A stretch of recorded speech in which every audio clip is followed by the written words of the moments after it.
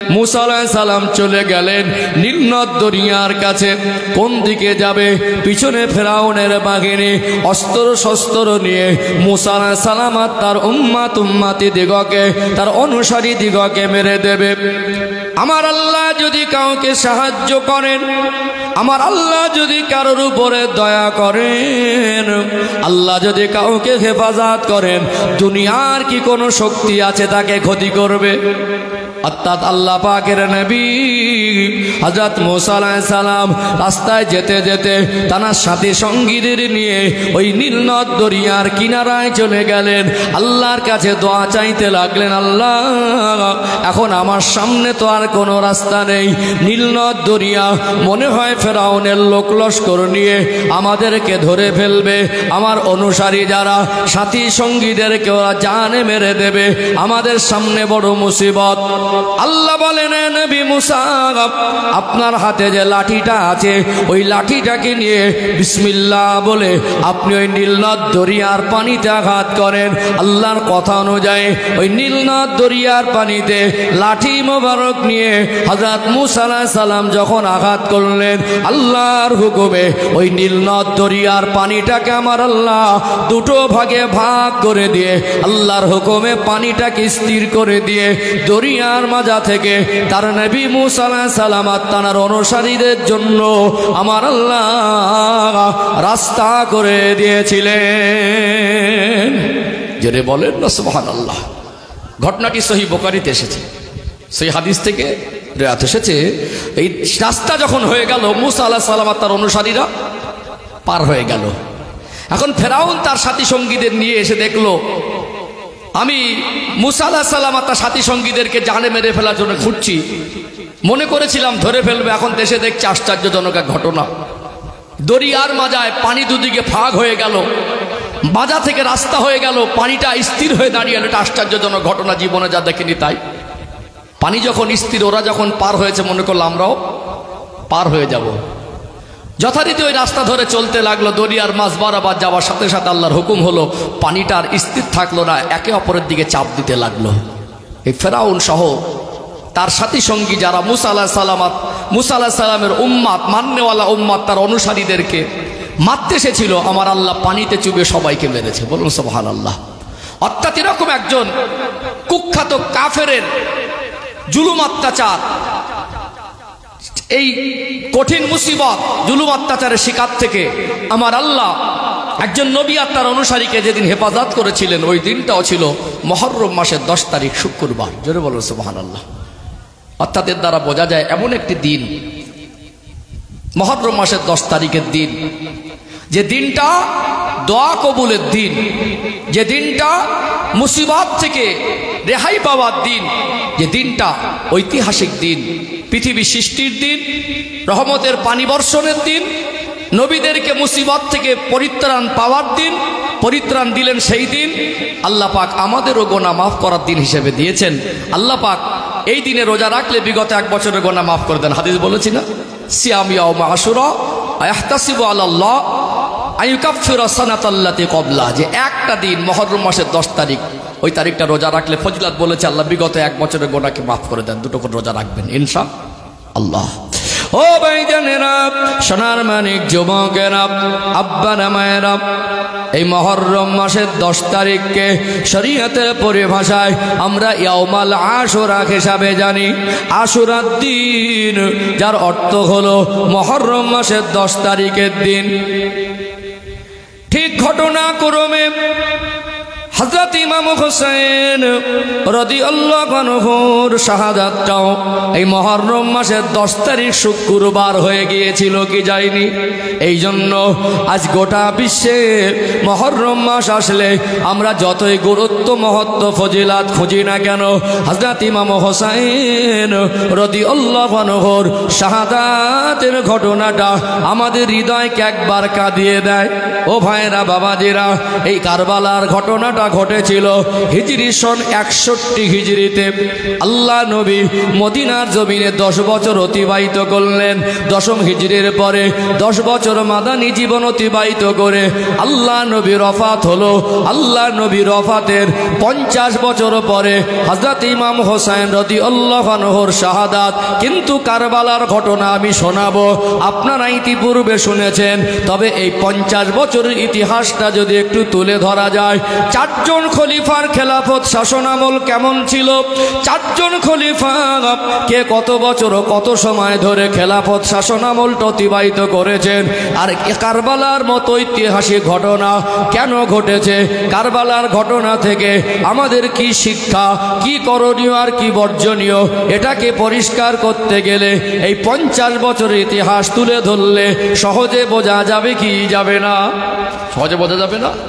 4 জন খলিফার খেলাফতের ইতিহাসটা পাট পাট করে তুলে ধরবো ইনশাআল্লাহ। এবং মুহররমের 10 তারিখে যে ঐতিহাসিক কারবালার প্রান্তরে ইমাম হোসেন রাদিয়াল্লাহু আনহুকে যে মর্মান্তিকভাবে এবং তার সাথী সঙ্গীদেরকে শহীদ করা হয়েছিল, তাদেরকে শহীদ হতে হয়েছিল, কি পরিস্থিতি আর কি প্রেক্ষাপট ছিল, কেন এরকম সিচুয়েশন হলো, এই কারণটাও কিছুটা উদ্ঘাটন হয়ে যাবে ইনশাআল্লাহ। আলোচনা গুছিয়ে ধারাবাহিকভাবে গঠনমূলক করা দরকার, কথা ঠিক না বেঠিক? আমি চেষ্টা করছি ইতিহাসগুলো তুলে ধরার, আর কে কত বছর খেলাফত কাল কাটিয়েছেন এবং ইমাম হোসেন রাদিয়াল্লাহু আনহু পর্যন্ত কজন খলিফা হয়েছিলেন সবটা ক্লিয়ার করে দেবো ইনশাআল্লাহ। চলো ধাপে ধাপে এই ধাপটা আগে বাড়াবো, করণীয় বর্জনীয় শিক্ষণীয় বিষয়গুলো আমাদের কাছে আসবে, আর কারবালার ইতিহাস দিয়ে আমার আলোচনার ইতি টানবো ইনশাআল্লাহ। ও ভাইজানেরা, সোনার মানিক যুবকেরা, আব্বারা মায়েরা, আল্লাহ দয়াময় আমার আপনার নবী, দয়ার নবী মায়ার নবীকে মক্কার জমিনে 570 খ্রিস্টাব্দে রবিউল আউয়াল মাসে সুবে সাদেকের সময় তামাম সৃষ্টি জগতের জন্য রহমত স্বরূপ করে রহমাতাল লিল আলামিন করে আমার আল্লাহ প্রেরণ করেছিলেন। জোরে বলুন সুবহানাল্লাহ। আল্লাহ নবী বড় হলেন, নবী আমার 40 বছর বয়স পেলেন। 40 বছর বয়স হবার পরে আমার আল্লাহ আমার নবীকে নবুয়াত প্রদান করলেন, ইসলামের প্রচারের দায়িত্ব দিলেন। আল্লাহর হুকুম পেয়ে নবী আমার মক্কার কাফের কুরাইশদের কাছে কলেমার বাণী প্রচার করতে লাগলেন।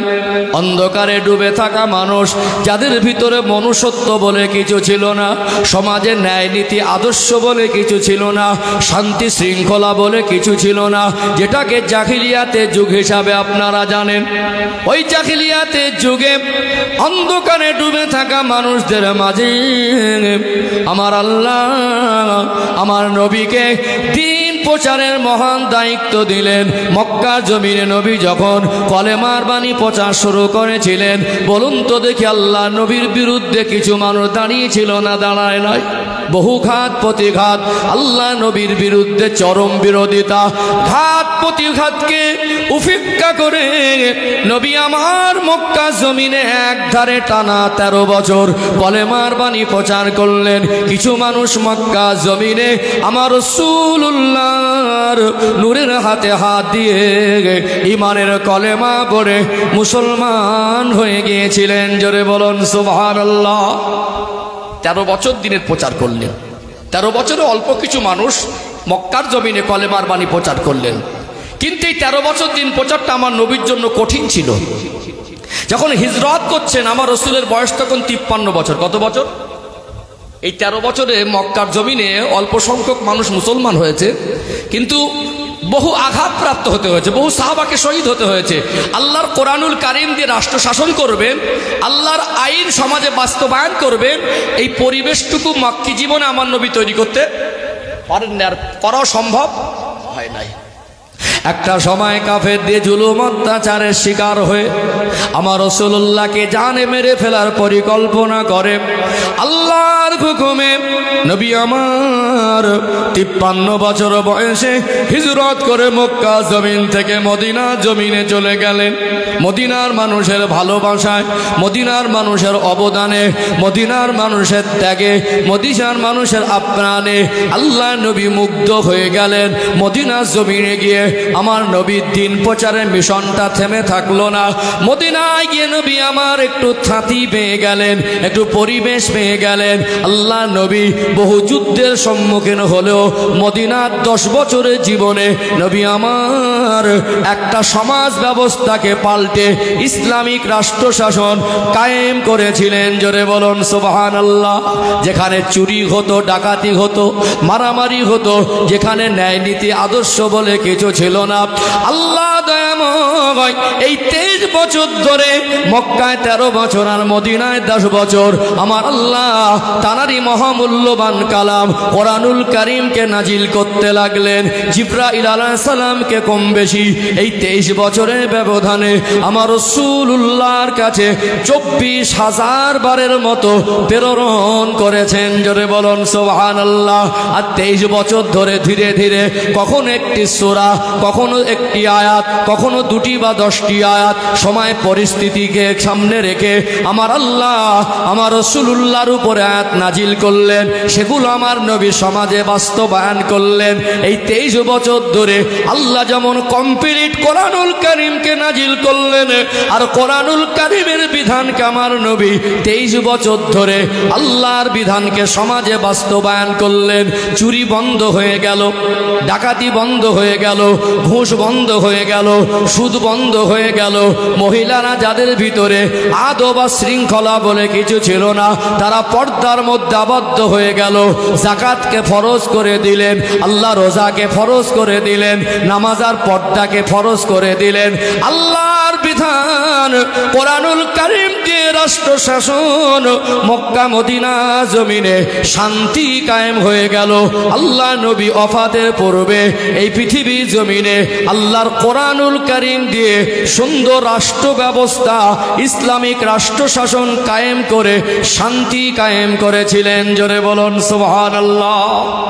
23 বছর ধরে মেহনতের ফসল। বসি দেন ওকে, না কিছু লাগবে না, কিচ্ছু লাগবে না, ওকে বসে দেন এখানে, বাই সাইডে বসে দেন, এখানে বসে।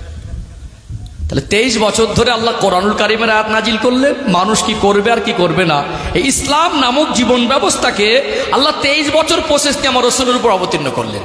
সেগুলো আমার নবী সমাজে শুধু পৌঁছায়নি, কার্যকর করেছিলেন, বাস্তবায়ন করেছিলেন। আমাদের দেশ চলে আমাদের দেশের সংবিধান অনুযায়ী, ঠিক না? প্রত্যেকটা দেশে নিজস্ব সংবিধান আছে, কিন্তু মুসলমানদের জীবনের সংবিধান, জীবনের বিধান হলো আল্লাহর কোরআন এবং নবীর সুন্নাহ। আমরা আল্লাহ এবং রসুলের কথা মতো জীবনযাপন করব। আল্লাহর নবী মক্কার জমিনে ইসলামিক রাষ্ট্র শাসন কায়েম করেছিলেন। এই ইসলামিক রাষ্ট্র শাসন কায়েম করলেন কোরআনুল কারীমের আইন দিয়ে। সমাজ পরিচালনা, রাষ্ট্র পরিচালনা এবং কোরআনুল কারীমের বিধানকে সমাজে বাস্তবায়ন। নবী ছিলেন ইমাম, নবী ছিলেন আল্লাহ সৃষ্টি জগতের মধ্যে রহমত, নবী ছিলেন তিনি নেতা। তামাম সাহাবাদেরকে নিয়ে আল্লাহর নবী নেতৃত্ব দিয়েছেন, ফয়সালা দিতেন নবী। এখন আমার নবী ওফাত হয়ে গেল মদিনার 10 বছরের জীবন অতিবাহিত করার পরে। আল্লাহর নবী টোটাল 63 বছর হায়াত। তাহলে মক্কায় 13 বছর আর মদিনায় 10 বছর, 23 আর 40 বছর বয়সে নবুয়ত। এই রাষ্ট্র শাসন, এই পরিবেশকে পরিচালনা করতে গেলে ইসলাম শিখিয়ে দিয়েছে সেটা একজন খলিফা হবে। কে হবে? একজন খলিফা, রাষ্ট্রের পরিচালক যিনি, তিনি খলিফা, অর্থাৎ তিনি হলেন নেতা। এই নেতার নেতৃত্ব অনুসরণ করতে হবে। ইসলাম ধর্ম অবলম্বীদের জন্য, মানুষ্য জাতির জন্য আল্লাহর পক্ষ থেকে সবথেকে একটা বড় শিক্ষা ঐক্যবদ্ধ হওয়া এবং একজন সৎ ন্যায়পরায়ণ ইসলামের দৃষ্টিকোণ থেকে একজন নেতার অনুসরণ করা। ঠিক তেমনি দেখেছেন ফরজ নামাজের মতো একটা শ্রেষ্ঠ ইবাদত, আফজালুল ইবাদাতি ইবাদাতুস সালাহ। নবী বলছেন যত ইবাদত আছে সবথেকে উত্তম ইবাদত নামাজ। ওই ফরজ নামাজটাও একজন ইমামের নেতৃত্ব মেনে পড়া লাগে। বুঝতে পারছেন না? আল্লাহ শিক্ষা দেয় ফরজ নামাজটাও একজন ইমামের নেতৃত্ব মেনে পড়তে হয়। দুটো ঈদের নামাজ, ওটা একজন ইমামের নেতৃত্ব মেনে পড়তে হয়। জুমার নামাজের মতো একটা নামাজ, ওটাও ইমামের নেতৃত্ব মেনে পড়তে হয়। জানাজার নামাজ, ওটাও একজন ইমামের নেতৃত্ব মেনে পড়তে হয়। একজন ইমামের নেতৃত্ব মানা, একজনকে ইমাম হিসাবে মানা, এটা ইসলামের একটা গুরুত্বপূর্ণ শিক্ষা। আল্লাহর নবীকে সমস্ত সাহাবারা মেনেছেন। অর্থাৎ কে ফয়সালা দেবে, রাষ্ট্র শাসন করবেন, ন্যায় পরায়ণ একজন শাসক দরকার, একজন রাষ্ট্রনায়ক দরকার। কে রাষ্ট্রনায়ক হবে, কার কথায় সাহাবারা ওঠা বসা করবে, সেখানে কিভাবে নির্বাচন হবেন আল্লাহ নবী সে শিক্ষা দিয়েছেন। নবী যখন হায়াতে ছিলেন কিছু কিছু সাহাবারা বললেন, ইয়া রাসূলুল্লাহ, আপনি যতদিন আছেন আমরা আপনার কথা মতো চলি, আপনার নেতৃত্ব মানি, আপনার ওফাতের পরে আমরা কার নেতৃত্ব মানবো আপনি বলে যান। আল্লাহ নবী বললেন, ওটা আমি বলবো না, জনগণ যাকে যোগ্য মনে করবে সে নেতা হবে। আজকে যারা গণতন্ত্রের ঠিকাদারি নিয়ে, সমাজের মানুষের রক্ত নিয়ে, সম্মান নিয়ে, ধর্ম নিয়ে ছিনিবিনি খেলা করছে, গোটা ভারতবর্ষকে উত্তপ্ত করার পরিবেশ করছে, জাতি হিংসা ঢুকিয়ে তারা তাদের রাজনৈতিক ফায়দা নিতে চাইছে, আমি বলে দিই আমি রাজনীতির নেতা না, কোনো দলমতের পক্ষের বিপক্ষে বলছি না, যেটা সিচুয়েশন ওটা বলছি। অর্থাৎ এই যে মানুষ যে গণতন্ত্র এ কোথা থেকে শিক্ষা পেল? পৃথিবীর ইতিহাস খুলে দেখবেন, পৃথিবীর মানুষকে গণতন্ত্রের শিক্ষা দিয়েছে ইসলাম। জোরে বলুন সুবহানাল্লাহ। লিখিত আকারে একটা আইন তৈরি করা, সেই আইন অনুযায়ী দেশের কল্যাণের জন্য, মানুষের কল্যাণের জন্য, দেশের কল্যাণের জন্য সেই আইন অনুযায়ী দেশকে পরিচালনা করা, এ শিক্ষা কে দিয়েছে? সেটাও ইসলাম দিয়েছে। আমার নবী যেদিন হিজরত করে মদিনায় গিয়েছিলেন, মদিনার জমিনে গিয়ে মদিনার ইহুদিদের সঙ্গে লিখিত আকারে শান্তি চুক্তিনামা তৈরি করেছিলেন। পৃথিবীর ইতিহাস বলে ইতিপূর্বে লিখিত আকারে কেউ শান্তি চুক্তিনামা তৈরি করেনি। ওটা ছিল পৃথিবীর মানুষের জন্য বড় একটা শিক্ষা। লিখিত আকারে একটা নিয়ম পদ্ধতি তৈরি করে দেশ রক্ষা করা, দেশের জনগণকে ভালোভাবে পরিচালনা করা, এই শিক্ষা দিয়েছে ইসলাম। ধরে বলো সুবহানাল্লাহ। তাহলে গণতন্ত্রের শিক্ষাও ইসলাম থেকে এসেছে, আমার নবী দিয়েছে। এবং সংবিধান লিখিত আকারে রাখতে হয়, লিখিত আকারে সংবিধান তৈরি করা, এ শিক্ষাও ইসলাম দিয়েছে। কথা ঠিক না বেঠিক? ইতিহাস তো অনেকে জানে না, মনে করে রাজনীতির অনেক বড় নেতা হয়ে গেছে, কিন্তু এই রাজনীতি গণতন্ত্রের শিক্ষা কিন্তু ইসলাম থেকেই মানুষ পেয়েছে। কথা ঠিক না বেঠিক? ও ভাইজানেরা, সোনার মানিক যুবকেরা, আব্বারা মায়েরা, নবী আমার ওফাত হয়ে গেল, আল্লাহ নবী ইন্তেকাল করলেন। আমার রাসূলুল্লাহকে যেহেতু আগে জিজ্ঞাসা করা হয়েছিল, ইয়া রাসূলুল্লাহ, ইয়া হাবিবাল্লাহ, হুজুর আপনার ওফাতের পরে আমরা কার নেতৃত্ব মানব? আপনার ওফাতের পরে কে আমাদের নেতৃত্ব দেবে? সর্বোচ্চ একজন নেতা দরকার, একজন রাষ্ট্রনায়ক দরকার। কে রাষ্ট্রনায়ক হবে? আল্লাহ নবী যদি কারণ নাম বলে যেতেন হয়ে যেত রাজতন্ত্র। যেহেতু নবী কারণ নাম বলেছে, পরবর্তী সময় বলতো নবী যখন একজনের নাম বলে গেছেন আপনি আর একজনের নাম বলেন, বলতো কি বলতো না? কিন্তু নবী আমার বললেন, কে আমার পরে রাষ্ট্রনায়ক হবে, কে খলিফা হবে, আমি রাসূলুল্লাহ কারণ নাম উল্লেখ করব না। জনগণ যাকে যোগ্য মনে করবে সে হবে রাষ্ট্রনায়ক। আল্লাহ নবীর ওফাতের পরে সাহাবায়ে কেরামদের মধ্যে সকলের সম্মতিক্রমে হযরত আবু বকর সিদ্দিক রাদিয়াল্লাহু আনহুকে রাষ্ট্রনায়ক বানানো হলো। অর্থাৎ জনগণ তাকে সমর্থন করে গণতন্ত্রের মাধ্যমে জনগণ তাকে নেতার আসনে বসিয়েছে। এই খেলাফত শাসন আমল চালু হলো। আল্লাহ নবীর ওফাতের পরে প্রথম খলিফা হলেন হযরত আবু বকর সিদ্দিক রাদিয়াল্লাহু আনহু। তিনি দীর্ঘদিন হায়াতে আর থাকেন নাই। আমার রাসূলুল্লাহর ওফাতের পরে নিষ্ঠার সঙ্গে ইসলামের মহান দায়িত্ব কোরআন দিয়ে রাষ্ট্র শাসন করা, অর্থাৎ রাষ্ট্রনায়ক হয়ে খলিফা হয়ে রাষ্ট্র শাসন করলেন। তার হায়াত খুব বেশি ছিল না। আমার রাসূলুল্লাহর ওফাতের পরে তার খেলাফতের শাসন আমল ছিল 2 বছর 3 মাসের মতো। কত বছর? 2 বছর 3 মাস। তাহলে আবু বকর হুজুরের খেলাফত শাসন আমলের সময়কাল 2 বছর 3 মাস। তিনি ইন্তেকাল করলেন। তাহলে আবার খলিফা দরকার, একজন নেতা দরকার। কে নেতা হবে? কাকে নেতা বানানো হবে? জনগণের ভোটাভুটির মাধ্যমে সমর্থন নিয়ে দ্বিতীয় খলিফা নিযুক্ত হলেন আমিরুল মুমিনিন হযরতে ওমর ফারুক রাদিয়াল্লাহু আনহু। তার খেলাফত শাসন আমলের ইতিহাস এত বৃহৎ, এত শিক্ষণীয়, এত নিখুঁত, এত নিপুণ। আজকে বিশ্বে যারা নেতা মনে করে, ওমর রাদিয়াল্লাহু আদর্শ থেকে নেতৃত্ব শেখা দরকার আছে না নেই? আছে না? তার এই 10 বছরের তার খেলাফত শাসন আমলের সময় ছিল 10 বছর 6 মাসের মতো। কত বছর? 10 বছর 6 মাসের মতো। এই 10 বছর 6 মাস শাসন আমলের তার খেলাফতের ইতিহাস অনেক বৃহৎ। আমি বিস্তারিত বলতে পারবো না, অবকাশ নেই, যেহেতু আমাকে একটু আগে বাড়তে হবে। চলুন এখানে এই বিষয়টা একটু ক্লিয়ার করি, ধাপে ধাপে আলোচনাকে বুঝতে পারছেন। অন্যান্য দিন বিভিন্ন বিষয় ভিত্তিক আলোচনা করি। আমি একটা সাবজেক্টের উপর আলোচনা করে অভ্যস্ত, আপনারা জানেন আমি গঠনমূলক কথা বলে অভ্যস্ত। যেহেতু সময় পরিস্থিতি প্রেক্ষাপট আজকে জন্য ইতিহাসমূলক একটু ঐতিহাসিক আলোচনা তুলে ধরছি, যাতে আজকে যেহেতু মহরম মাসের মাহফিল, তো এই জন্য এই ইতিহাসটাকে আগে বাড়াচ্ছি। কারণ এই সময় অন্য কোনো ভিন্ন আলোচনা করলে মানান হবে, কারণ আমাদের করণীয় বর্জনীয় সেগুলো আজকে এখান থেকে শিক্ষা নিতে হবে। কথা কি বুঝতে পারছেন? ও ভাইজানেরা, সোনার মানিক যুবকেরা, আব্বার মায়েরা, আল্লাহ নবীর সাহাবী হযরত ওমর রাদিয়াল্লাহু আনহু তিনি দ্বিতীয় খলিফা। জনগণ তাকে খলিফা বানালেন, তিনি খেলাফত শাসনামল দায়িত্ব ভার নিলেন। তিনি সব সময় নিষ্ঠার সঙ্গে দায়িত্ব পালন করেছেন। কোন ওমর? যে ওমর রাদিয়াল্লাহু আনহুর সম্মান, মাকাম, মর্যাদাটাকে আমার আল্লাহ এত বেশি বাড়িয়েছেন, সে ওমর রাদিয়াল্লাহু আনহুর শানে আমার আল্লাহ কোরআনুল কারীমে একাধিক আয়াত নাজিল করেছেন। জোরে বলুন সুবহানাল্লাহ। কোন ওমর রাদিয়াল্লাহু আনহু, যে ওমর রাদিয়াল্লাহু আনহুর শানে আমার নবী বললেন, আনা খাতামান নবিয়িনা লা নবিয়্যা বাদে, আমি রাসূলুল্লাহ হলাম শেষ নবী, আমার পরে আর কোন নবী নেই। লাউ কানা নবিয়্যা বাদি, আমার আল্লাহ যদি কাউকে নবী বানাতেন, লাকানা ওমরুন, আমার আল্লাহ ওমরকে নবী বানাতেন।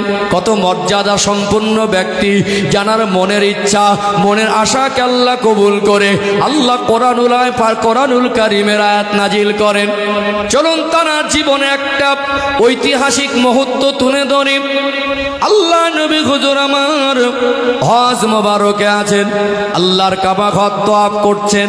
যারা হাজী সাহেব আজকে দলে দলে ঘরে ফিরছেন, কলকাতা বিমানবন্দরে হাজী সাহেবদের ফ্লাইট ফিরছে।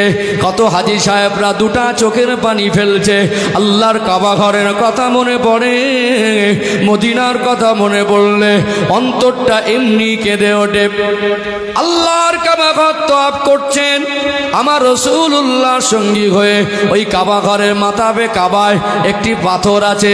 ওই পাথরটা হলো মাকাম ইব্রাহিম। ইব্রাহিম আলাইহিস সালামের কদম মোবারকের ছাপ আমার আল্লাহ পাথরের লিপি তুলে দিয়েছেন। আজও সচক্ষে দেখা যায় ওই পাথরটা হলো জান্নাতি পাথর। ও ভাইজানেরা, ওই মাকাম ইব্রাহিমের কাছে এসে আমার রাসূলুল্লাহ সাহাবী হযরত ওমর রাদিয়াল্লাহু আনহু বলতে লাগেন, আমার রাসূলুল্লাহকে জিজ্ঞাসা করতে লাগলেন, ইয়া রাসূলুল্লাহ, ইয়া হাবিবাল্লাহ, আমি ওমরের মনটা চাইছে এই মাকাম ইব্রাহিমে 2 রাকাত নামাজ পড়ে।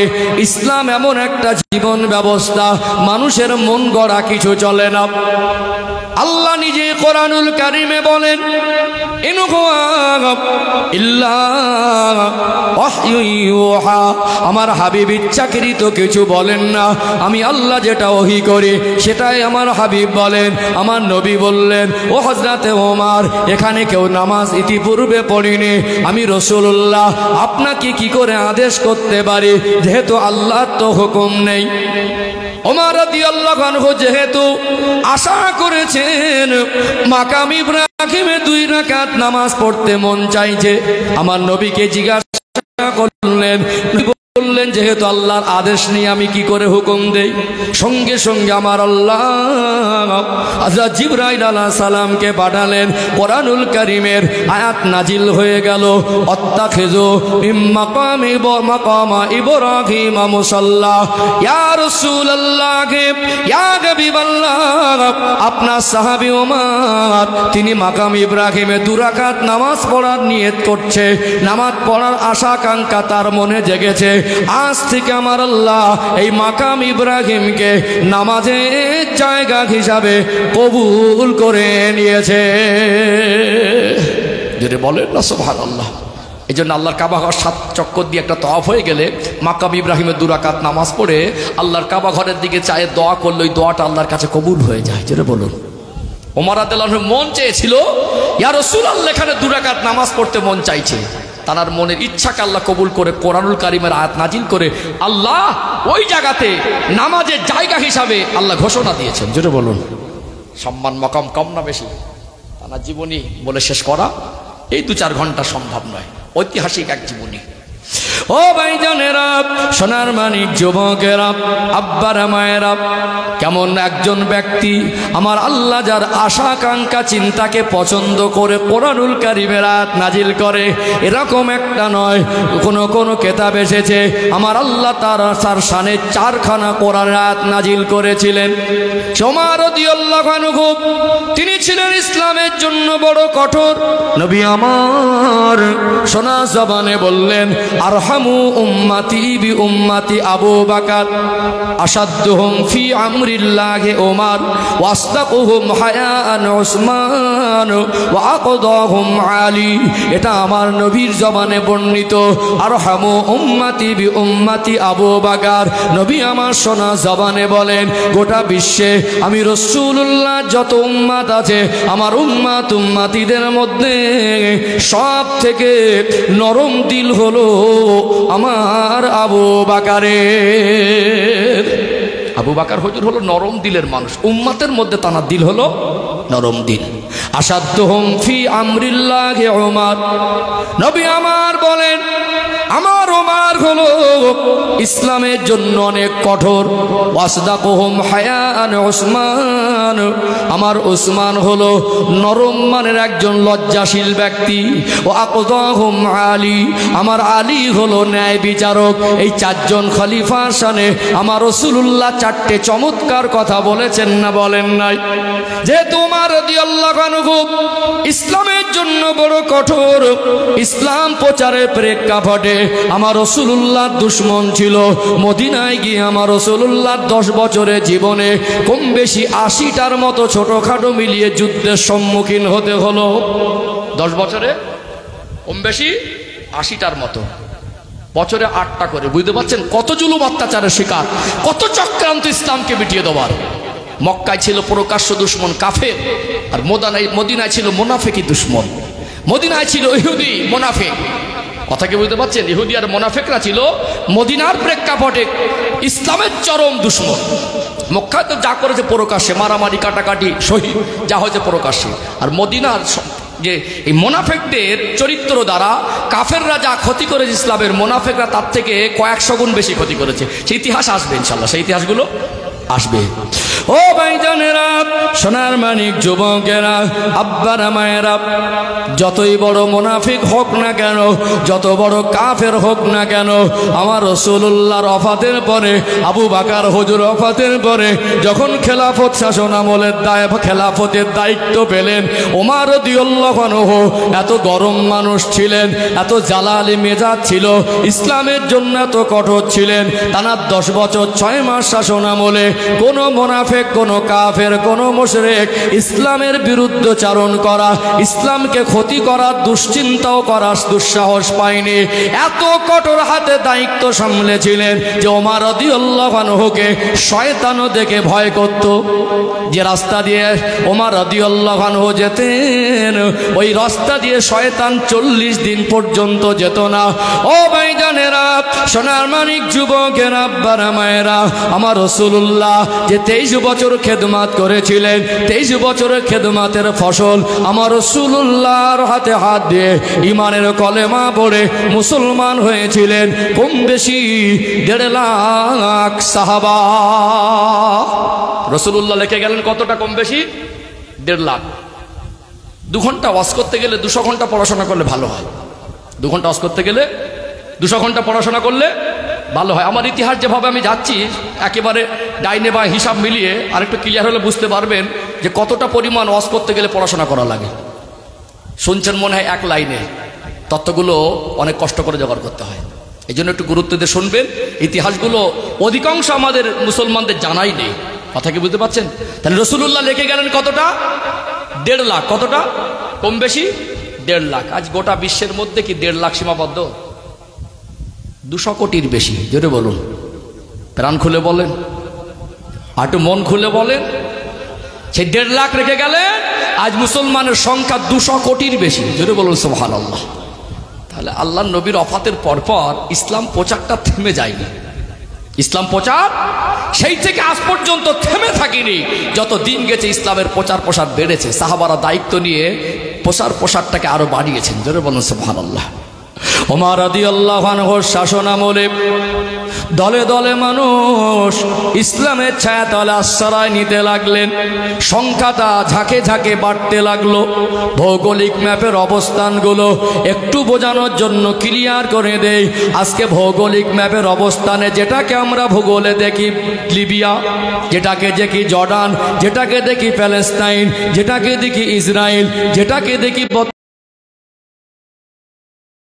পৃথিবীর খলিফা বলে না, গোটা পৃথিবীর অলিগলিতে ইসলাম প্রচার ছড়ে গেল।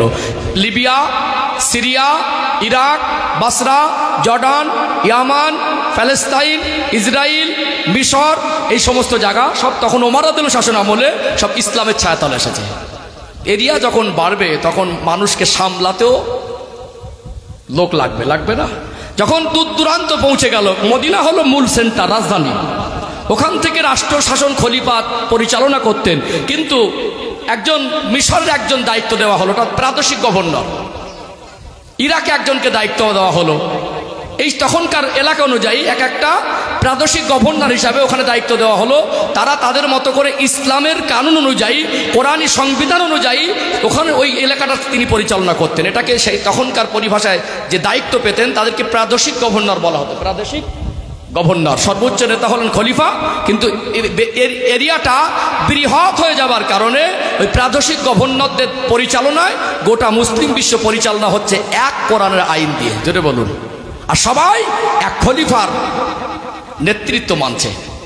ওমর রাদিয়াল্লাহু আনহু শাসন আমলটা এত বেশি ইসলাম প্রচার হলো, কাফেররা, মুশরিকরা, মুনাফিকরা, ইহুদিরা চক্রান্ত করে যে ইসলামের ক্ষতি করবে দুঃসাহসটা পায়নি। দুঃসাহসটা তিনি এত কঠোর ছিলেন ইসলামের জন্য, সাহস জোগাতো না। যদি ওমর রাদিয়াল্লাহুর মতো খলিফা যদি বুঝতে পেরে যায়, জানতে পেরে যায় আমাদের অবস্থাটা আর নর্মাল থাকবে না, অবস্থা খুব খারাপ হয়ে যাবে, এই ভয়ে ভয়ে তারা মানে পিছিয়ে থাকতো, কোনো চক্রান্ত করার সাহস পায়নি। কিন্তু ওমর রাদিয়াল্লাহুর মতো এরকম একজন খলিফাকে শহীদ করা হয়েছিল। চলুন তার শাহাদাতের ঘটনাটা একটু সংক্ষেপে বলি, আলোচনা বুঝতে পারছেন তো? তার শাহাদাতের ঘটনাটা একটু সংক্ষেপে বলি। ও ভাইজানেরা, সোনার মানিক যুবকেরা, আব্বারা মায়েরা, আমার রাসূলুল্লাহ সাহাবী খলিফাতুল মুসলিমিন হযরত ওমর রাদিয়াল্লাহু আনহু আল্লাহর কাছে দোয়া চাইতেন, আল্লাহ পাক আমার মরণটা যেন শাহাদাতের মরণ হয়, আল্লাহ পাক আমার মরণটা যেন মদিনার জমিনে হয়। পৃথিবীতে আমরা মানুষ, বলুন তো সবাইকে একদিন মরতে হবে কি হবে না? কুল্লু নাফসিন যায়িকাতুল মাউত, মৃত্যুর স্বাদ প্রত্যেকটা নফসকে গ্রহণ করতে হবে। পৃথিবীতে মানুষ অনেক সময় অসুস্থ হয়ে মারা যায়, দুর্ঘটনায় মারা যায়, আগুনে পুড়ে মারা যায়, আত্মহত্যা করে মারা যায়, অনেকে মার্ডার করে মেরে দেয়, দেয় কি দেয় না? আর একটা মরণ ইসলামের জন্য, আল্লাহ আর রাসূলের জন্য নিজের জানকে আল্লাহর জন্য কুরবান করে দেওয়া, ওই মরণটা হলো শাহাদাতের মরণ। জোরে বলুন সুবহানাল্লাহ। শাহাদাতের মরণ হলো সবথেকে উত্তম মরণ। ওমর রাদিয়াল্লাহু আনহুর মতো একজন খলিফা, জানার এত সম্মান মাকাম মর্যাদা, তিনি আল্লাহর কাছে দোয়া চাইতেন, আল্লাহ আমার মরণটা যেন শাহাদাতের মরণ হয়, আল্লাহ আমার মরণটা যেন মদিনার জমিনে হয়। তার কলিজার টুকরা সন্তান, জানার নাম হলো হযরত আব্দুল্লাহ। হযরত আব্দুল্লাহ ইবনে ওমর রাদিয়াল্লাহু আনহু বলতেন, আব্বাজান আমি আপনার দোয়া শুনি আর হিসাব মেলাতে পারি না, আপনি বলেন মরণটা যেন শাহাদাতের মরণ হয়, আর মরণটা যেন মদিনায় হয়। আমার তো হিসাবে আসে না, মদিনায় যদি মরণ হয় তো শাহাদাত কিভাবে হবে? আর শাহাদাতের মরণ যদি হয় তো সে মদিনায় না হয়ে অন্য জায়গায় হবে। গোটা মদিনার জমিনে তখন ইসলামিক রাষ্ট্র শাসন, খলিফাকে কে আঘাত করবে? ইসলাম যদি কোনো যুদ্ধে নেতৃত্ব হয়, যুদ্ধের সম্মুখীন হতে হয়, তাহলে মদিনায় যেতে হবে। কথা বুঝতে পারছেন না? এত সংখ্যায় মুসলমান বেড়ে গেছে, এখানে খলিফার মারার কোনো প্রশ্ন আসে না। তাহলে আপনি বলছেন শাহাদাতের মরণ, আবার বলছেন মদিনায়, কি করে হবে? দোয়া কবুল করার মালিককে সবাই বলে উদউনি আস্তাজিব লাকুম। আল্লাহ বলেন তোমরা যখন আমায় ডাকো, ওই ডাকে আমি আল্লাহ সাড়া দেই। জোরে বলো সুবহানাল্লাহ। আল্লাহ তাআলা দোয়াকে কবুল করে নিয়েছিলেন। জোরে বলুন সুবহানাল্লাহ। ও ভাইজানেরা, সোনার মানিক যুবকেরা, আব্বার মায়েরা, যেহেতু ওমর রাদিয়াল্লাহু আনহু খলিফা, তিনি যেহেতু আল্লাহর কাছে দোয়া চাইতেন, আল্লাহ মরণটা যেন শাহাদাতের মরণ হয়, মরণটা যেন মদিনায় হয়, আমার আল্লাহ তাআলা দোয়া কবুল করেছিলেন। হযরত মুগীরা রাদিয়াল্লাহু আনহুর একজন দাস ছিল, যার বাড়ি হলো পারস্যে। সে ছিল অগ্নি উপাসক, মুসলমান নয়। এই পারস্যের বেক মানুষ, অগ্নি উপাসক, যার নাম হলো আবু লুলু। মুগীরা রাদিয়াল্লাহু আনহুর দাস। সে খঞ্জর বানানোয় পারদর্শী ছিল, সে কাঠমিস্ত্রি আর কামারের কাজ জানতো। আজকে বর্তমান গোটা বিশ্বের যা চিত্র, বলুন তো দেখি, যুদ্ধ পরিস্থিতিতে যে পরিমাণে আজকে উন্নত টেকনোলজি দিয়ে ব্যবহার হচ্ছে, আজকে গোটা বিশ্ব আজকে অবাক হচ্ছে কি হয় না? হচ্ছে না? কথাগুলো সোশ্যাল মিডিয়ায় গেলে না, কিছু গাইডলাইনের মানে খেলাফ হয়ে গেলে অনেক সময় অসুবিধা আছে। এই জন্য আমি যুদ্ধক্ষেত্রে যে অস্ত্র, ওগুলো আমি নাম নাই প্রকাশ করলাম। আজকে যা দেখছি, বর্তমান সময় যারা যুদ্ধস্ত্রে বানানো পারদর্শী, তাদের একটা সম্মান আছে না নেই? দাম আছে না নেই? সর্বোচ্চ ক্ষতিকারক নিউক্লিয়ার, যেটা মানে পরমাণু বোমা যেটাকে বলা হয়, অর্থাৎ এটাকে যারা বানায় তাদের একটা সম্মান নেই? কত বড় গবেষক হওয়া দরকার, কত বড় বৈজ্ঞানিক হওয়া দরকার, তারপরে এরকম একটা জিনিস তৈরি করা। তখনকার সময় তো মানে অস্ত্রের যুদ্ধ হতো। কিসের যুদ্ধ? অস্ত্রের, সরাসরি ময়দানে, ফিল্ডে। ওই অস্ত্র বানানোয় যারা পারদর্শী ছিল, তাদের একটা দাম ছিল। এই পারস্যে যার বাড়ি, অগ্নি উপাসক আবু লুলু, মুগীরা রাদিয়াল্লাহু আনহু দাস, এ খঞ্জর বানানোয় পারদর্শী ছিল। অর্থাৎ খঞ্জর বানানোয় পারদর্শী তারাকে তার মনিব কর ধার্য করত, মাসে তাকে দিতে হতো 60 দিরহাম। কত দিরহাম? 60 দিরহাম। তো খলিফার কাছে উইদাউট সিকিউরিটি, কোনো সিকিউরিটি নেই। তখনকার সময় রাজা বাদশারা, অর্ধ পৃথিবীর খলিফা তার সঙ্গে দেখা করতে আসছেন। তিনি একটা পাতলা জামা পরে মরুভূমিতে একটা খেজুর গাছে পাতলা চাটাই বিছিয়ে ভরা দুপুরে প্রচন্ড রোদ আর গরমের মধ্যে নিশ্চিন্তায় ঘুমাচ্ছেন। রাজা বাদশাদের চতুর্পাশের লোকজন, তাদের সিকিউরিটি, তাদের দেহরক্ষী, তারা এসে ওমর রাদিয়াল্লাহু আনহুর চিত্র দেখে ভাবতেন ইনি অর্ধ পৃথিবীর খলিফা, যার এই আচরণ, এই চিত্র, তার এই জীবন দেখে বড় আশ্চর্য লাগে। যিনি নিশ্চিন্তায়, তার কোনো মনে হয় পৃথিবীতে শত্রু নেই, মরুভূমিতে একটা চাদর বিছিয়ে, একটা পাতলা চাটাই বিছিয়ে নিশ্চিন্তায় ঘুমাচ্ছে, আর আশপাশে কোনো দেহরক্ষী বা কোনো সিকিউরিটি। অবাক হতেন, একই রকম জীবন, একই রকম সততা, একই রকম ন্যায়পরায়ণতা, যার আচরণে মানুষ মুগ্ধ, যে খলিফা নিশ্চিন্তায় আজকে মরুভূমির একটা খোলা ময়দানে উইদাউট সিকিউরিটি ঘুমাতে পারে। জীবন কাকে বলে? ইসলাম তো এই জীবন উপহার দেয়। জোরে বলেন সুবহানাল্লাহ। আশ্চর্য হতো, এমন জীবন হয় কি করে? এটা হলো ইসলাম মানার ক্ষেত্রে, ইসলামের আলো যার জীবনে বাস্তবায়ন হয়, তার জীবনটাকে আল্লাহ এইরকম সম্মানের বানিয়ে দেয়। জোরে বলেন সুবহানাল্লাহ। অর্থাৎ সম্মানিত ভাইরা, এই আবু লুলু নামক ব্যক্তি, তার মনে একটা ক্ষোভ ছিল যে ওমর রাদিয়াল্লাহু আনহুকে আমি শহীদ করে দেব। তার মনে মনে একটা খঞ্জর বানালো, যেখানে ধরার জায়গাটা মিডিল, আর দুদিকে ধার, দু মাথা, দুদিকে, ডাইনে চালালেও ব্যবহার হয়, বামে চালালেও, ধরার জায়গাটা মাঝখানে, বাটিটা মাঝখানে, আর দুদিকে ধারালো। এবং ওই ধারালো অস্ত্র সে নিজে যেহেতু পারদর্শী ছিল, খঞ্জর বানিয়ে বিষাক্ত বিষে ডুবিয়ে রেখেছিল। 1 মাস পর্যন্ত ওই খঞ্জর দিয়ে যদি কাউকে আঘাত করা হয়, তাহলে বিষক্রিয়া এত দ্রুত ছড়িয়ে পড়বে, অল্প সময়ের মধ্যে মানুষটা মারা যাবে।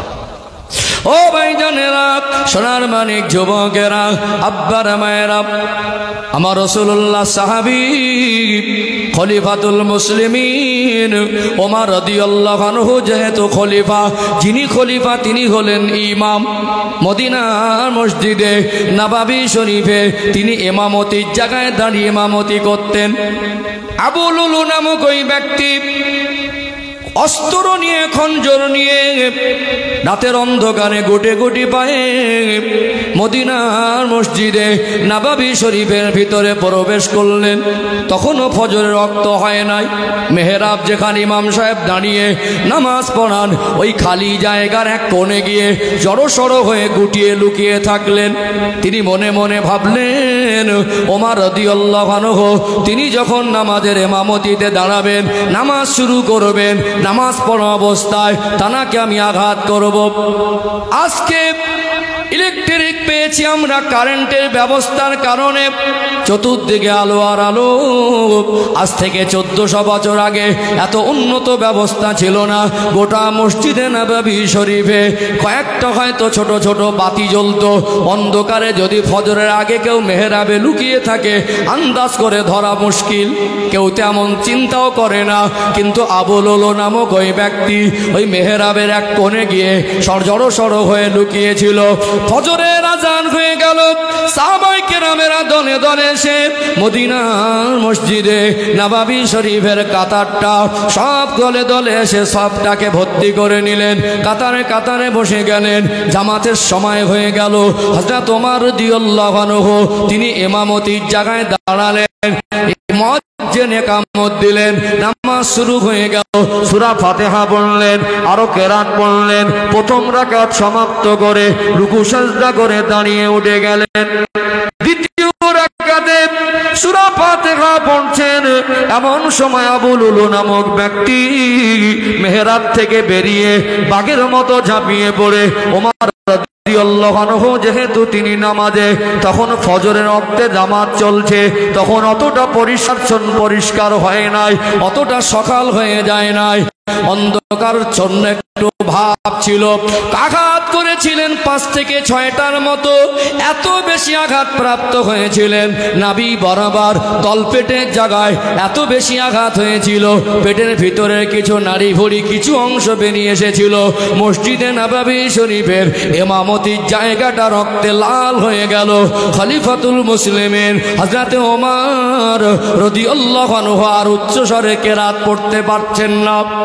তিনি বুঝতে পেরেছেন ধারালো অস্ত্র নিয়ে আমাকে খুব কঠিন ভাবে আঘাত করা হয়েছে। আর কেরাত পড়ে নামাজটাকে আগে বাড়াতে পারলেন না। ওই জায়গায় জমিনে ঢলে পড়লেন। পিছন থেকে একজন সাহাবী গিয়ে ছোট ছোট সূরা দিয়ে নামাজটাকে সমাপ্ত করলেন। নামাজ সমাপ্ত করবেন এমন সময় এই আবু লুলু নামক ব্যক্তি ওমর রাদিয়াল্লাহু আনহুকে ওই সময় আঘাত করে তিনি বুঝতে পেরেছেন খলিফা এমন ভাবে আঘাত করেছি নিশ্চয়ই হয়তো আর বাঁচবেন না। তবে আমি মুসলিম জাহানের খলিফাকে ওমর রাদিয়াল্লাহু আনহুর মতো ব্যক্তিকে আঘাত করেছি, আমার অবস্থা ভালো হবে না, পালিয়ে যেতে হবে। বলুন, ইমাম তো সামনে দাঁড়ায়, কাতার তো লাইনে লাইনে মিলিয়ে থাকে, ওখান থেকে বেরিয়ে যাওয়া তো মুশকিল। দুই দিকে ওই খঞ্জর চালাতে থাকে। সামনে যাকে পায় খঞ্জরটা চালায়। 7 জনার মতো 6 থেকে 7 জনার মতো সাহাবা ওই খঞ্জরের আঘাতে তারাও শহীদ হয়ে গেলেন। পিছন থেকে ছুটে বেরিয়ে যাবেন। যেহেতু রক্তাক্ত পরিবেশ, এত খঞ্জরের মারাত্মক আঘাত দিচ্ছে, তার চেহারার একটা হালাত এমন এসে গেছে, এমনি স্বাভাবিকভাবে ভয় লেগে যাবে। আচমকামন হামলা। নামাজরত অবস্থায় মসজিদে নববী শরীফের ভিতরে একজন সাহাবী পাকায় ছিল একটা ঢিলা ঢালা চাদর। ওই চাদরটা নিয়ে দূর থেকে ওকে দূরে ছড়িয়ে দিয়ে পেঁচিয়ে ওকে আটকে ফেলে দিল। যখন চাদরে জড়িয়ে গেল, বুঝতে পারছে আমার আর পালাবার রাস্তা নেই, আমি যদি ধরা পড়ে যাই আমার অবস্থা ভালো হবে না। সর্বশেষ দেখা গেল ওর হাতের অস্ত্র দিয়ে নিজের শরীর আঘাত করে সে নিজেও আত্মহত্যা করে দিল।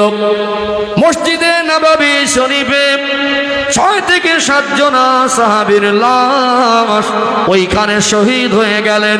খলিফাতুল মুসলিমিন বেহুশ হয়ে গেলেন। হযরত আব্দুল্লাহ ইবনে ওমর রাদিয়াল্লাহু আনহুর ছেলে তার পাগড়ি মোবারক দিয়ে কাটা অংশ তলপেটটা ভালো করে বাঁধতে লাগলেন। রক্তাক্ত অবস্থায় ফজরের নামাজের পরে খলিফাতুল মুসলিমিন ওমর রাদিয়াল্লাহু আনহুকে তার ঘরে নিয়ে যাওয়া হচ্ছে। গোটা মসজিদে নববী শরীফে সাহাবাদের মধ্যে কান্নার রোল পড়ে গেল। আমার রাসূলুল্লাহ সাহাবী খলিফাতুল মুসলিমিন ওমর রাদিয়াল্লাহু আনহুকে ওই জায়গায় নিয়ে যাওয়া হলো।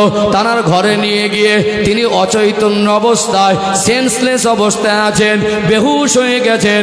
সাহাবাদের মধ্যে যারা তখনকার সময় চিকিৎসক, হেকিমি চিকিৎসা ছিল, তাদেরকে আনা হলো।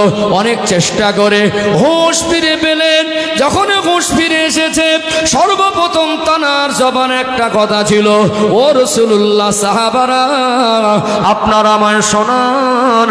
আমি ওমরের খুব ভালো মনে পড়ে, আমি নামাজে ইমামতির জায়গায় ছিলাম, আমি ইমাম হয়ে নামাজ পড়াচ্ছিলাম। নামাজটা হলো আল্লাহর হুকুম, অর্থাৎ নামাজরত অবস্থায় কে যেন আমায় আঘাত করেছে। আপনারা আগে আমায় শোনান, আপনারা কি নামাজটা ঠিকভাবে পড়তে পেরেছিলেন? আমার নেতৃত্বে যে নামাজটা শুরু হয়েছিল, ওই নামাজটা কি ঠিকভাবে শেষ হয়েছিল? কি মেসেজ দিলেন গোটা বিশ্বের মুসলমানকে? এত বেশি আঘাত প্রাপ্ত হয়ে কয়েক ঘন্টা সেন্সলেস অবস্থায় থাকার পরে হুঁশ ফিরে পেয়ে আগে তার শরীরে জ্বালা যন্ত্রণার কথা বলেন নাই, কে মেরেছে আগে তার মুখে জিজ্ঞাসার কথা নাই, সর্বপ্রথম তিনি নামাজের কথা বললেন। তার মনে এমন একজন ব্যক্তি, তার জীবনে নামাজের কত বেশি গুরুত্ব ছিল, হুঁশ ফিরে পেয়ে আগে নামাজের কথাটা শুনছেন। ও ভাইজানেরা, সোনার মানিক যুবকেরা, আব্বারা, মায়েরা, সাহাবারা বললেন, খলিফাতুল মুসলিমিন আপনি অসুস্থ, আপনার নেতৃত্বে নামাজ শুরু হয়েছিল, নামাজটা আমরা সুষ্ঠুভাবে শেষ করেছি, তবে আপনার অবস্থা দেখে আমাদের আর ভালো লাগছে না, ইসলামের বড় ক্ষতি হয়ে যাবে। আপনি যেভাবে রাষ্ট্র সামলাচ্ছিলেন, এখন কিছু কাকে দিয়ে বিচার করবে? সে নিজেও তো আত্মহত্যা করেছে।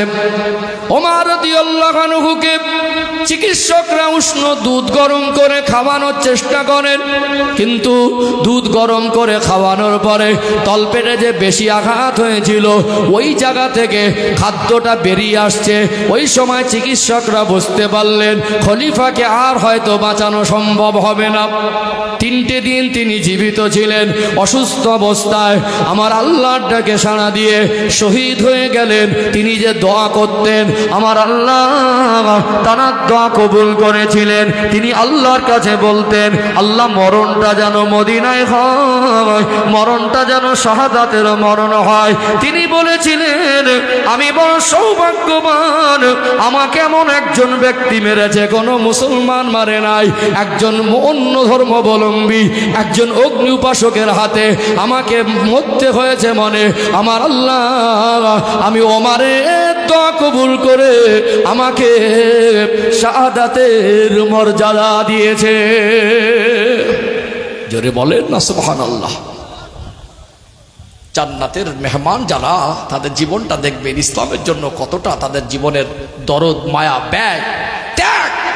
এমনকি তারা আল্লাহ রসুলকে এত ভালোবাসতেন, তারা শাহাদাতের কামনা করতেন। জোরে বলুন।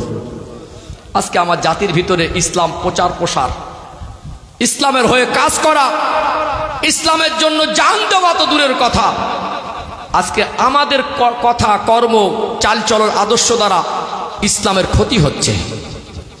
1% উপকার করতে পারি না, অথচ আমরা আমাদের কর্ম দ্বারা অন্য মানুষকে ইসলাম সম্পর্কে ভুল মেসেজ পৌঁছাচ্ছি। আজকে এই জন্য আমাদের উপর থেকে আস্তে আস্তে রহমত সরে যাচ্ছে। আল্লাহ আমার কমকে বুঝ দান করেন, বলেন আল্লাহুম্মা আমিন। ওমর রাদিয়াল্লাহু আনহু এই 10 বছর 6 মাসের খেলাফত শাসন আমল শেষ হয়ে গেল। সম্মানিত ভাইরা, তৃতীয় খলিফা নির্বাচন হলেন আমার রাসূলুল্লাহ সাহাবী জিন্নুরাইন হযরতে উসমান গনি রাদিয়াল্লাহু আনহু। কে তৃতীয় খলিফা? তানার খেলাফত শাসন আমলের সময়কাল ছিল 11 বছর। কত বছর? 12 বছর। তাহলে দুজনের কথা বলেছি, 3 জন। তারপরে আসবে আলী রাদিয়াল্লাহু আনহু, তারপরে হাসান রাদিয়াল্লাহু আনহু। 6 মাস কারবালার দিকে যাচ্ছি ইনশাআল্লাহ। আমি ধাপে ধাপে এটা ক্লিয়ার করে যাব। খলিফাদের খেলাফতের জীবন অনেক লম্বা। আমি জাস্ট অল্প সময়ের মধ্যে সিচুয়েশনটা বোঝাচ্ছি। এইবারে মুনাফিকরা কিভাবে ইসলামের ক্ষতি করেছিল, ষড়যন্ত্র করেছিল, সেই বিষয়টা উসমান রাদিয়াল্লাহু খেলাফত শাসন আমলের মধ্যে উঠে আসবে, অনেকটা পরিষ্কার হবে ইনশাআল্লাহ। একটু তাকবীর দেন, নারে তাকবীর। আলহামদুলিল্লাহ। একটু জোরে আওয়াজ দেন না, নারে তাকবীর। হাওড়া জেলার মানুষ একটু জাজবানি আওয়াজ দেন না, নারে তাকবীর, নারে তাকবীর। সিলসিলা হক মুজাদ্দিদে জামান হিজবুল্লাহ ঈশানগড়ি নাকি ঈশানগরী, ঈশানগরী গ্রামবাসী বৃন্দ, এ মাহফিলের কমিটির সাহেবানগণ, নারে তাকবীর। একটু দরুদ শরীফ না পড়লে আবার মজলিসের হক আদায় হয় না, রহমত বর্ষণ। দরুদ শরীফটা পড়ে নেবো ইনশাল্লাহ। খেলা হবে, কারবালার দিকে যাচ্ছি, যেভাবে যাচ্ছি আগে আগে বাড়ি নিয়ে যাবো ইনশাআল্লাহ। একটু মহব্বতে দরুদ শরীফ। আল্লাহুম্মা সাল্লি আলা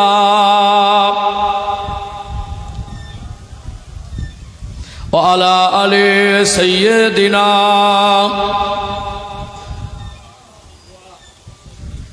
আপনাদের খিদে লেগেছে না ঘুম লেগেছে?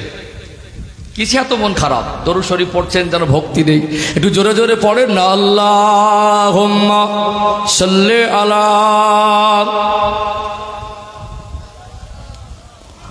ওয়া আলা আলি সাইয়্যিদিনা हब्बे अहमद जुल्ही सीने में है, मैं यहाँ हूँ मेरा दिल मदीने में है। फूल तो फूल काटूं क्या हुस्न है, लुत्फ़े जन्नत से बढ़कर मदीने में है। अल्लाहुम्मा सल्ली अला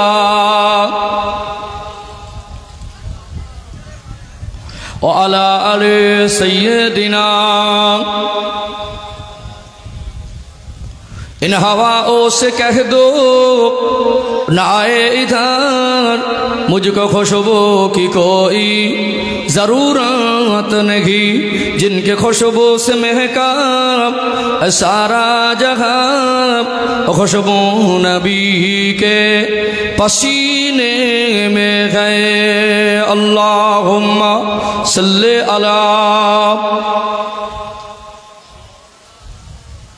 ওয়া আলা আলি সাইয়্যিদিনা। একটু জিকির করেন লা ইলাহা ইল্লাল্লাহ, লা ইলাহা ইল্লাল্লাহ, লা ইলাহা ইল্লাল্লাহ মুহাম্মাদুর রাসূলুল্লাহ। আল্লাহুম্মা সাল্লি আলা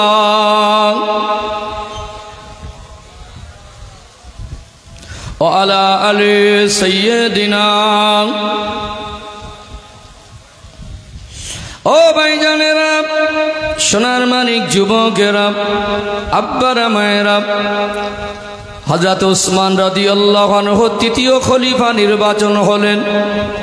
ওমর রাদিয়াল্লাহু আনহু তিনি শহীদ হওয়ার পরে তৃতীয় খলিফা হলেন হযরত উসমান গনি রাদিয়াল্লাহু আনহু। উসমান রাদিয়াল্লাহু আনহু তিনি তৃতীয় খলিফা হয়ে যখন রাষ্ট্র চাল শাসনের দায়ভার তিনি ঘাড়ে উঠিয়ে নিলেন, তিনি যখন রাষ্ট্র পরিচালনা করতে লাগলেন, তিনি ছিলেন নরম মনের মানুষ। আসদাকুহুম হায়ান উসমান, উসমান রাদিয়াল্লাহু আনহু নরম মানুষ ছিলেন কি ছিলেন না? ওই সময় যারা মুনাফিক, যারা মুশরিক, যারা কাফের, ইসলামের দুশমন, এতদিন যারা ওমর রাদিয়াল্লাহু আনহুর শাসন আমলে যারা ইসলামের ক্ষতি করার সাহস পায়নি, এখন তারা সুযোগ কাজে লাগাচ্ছে।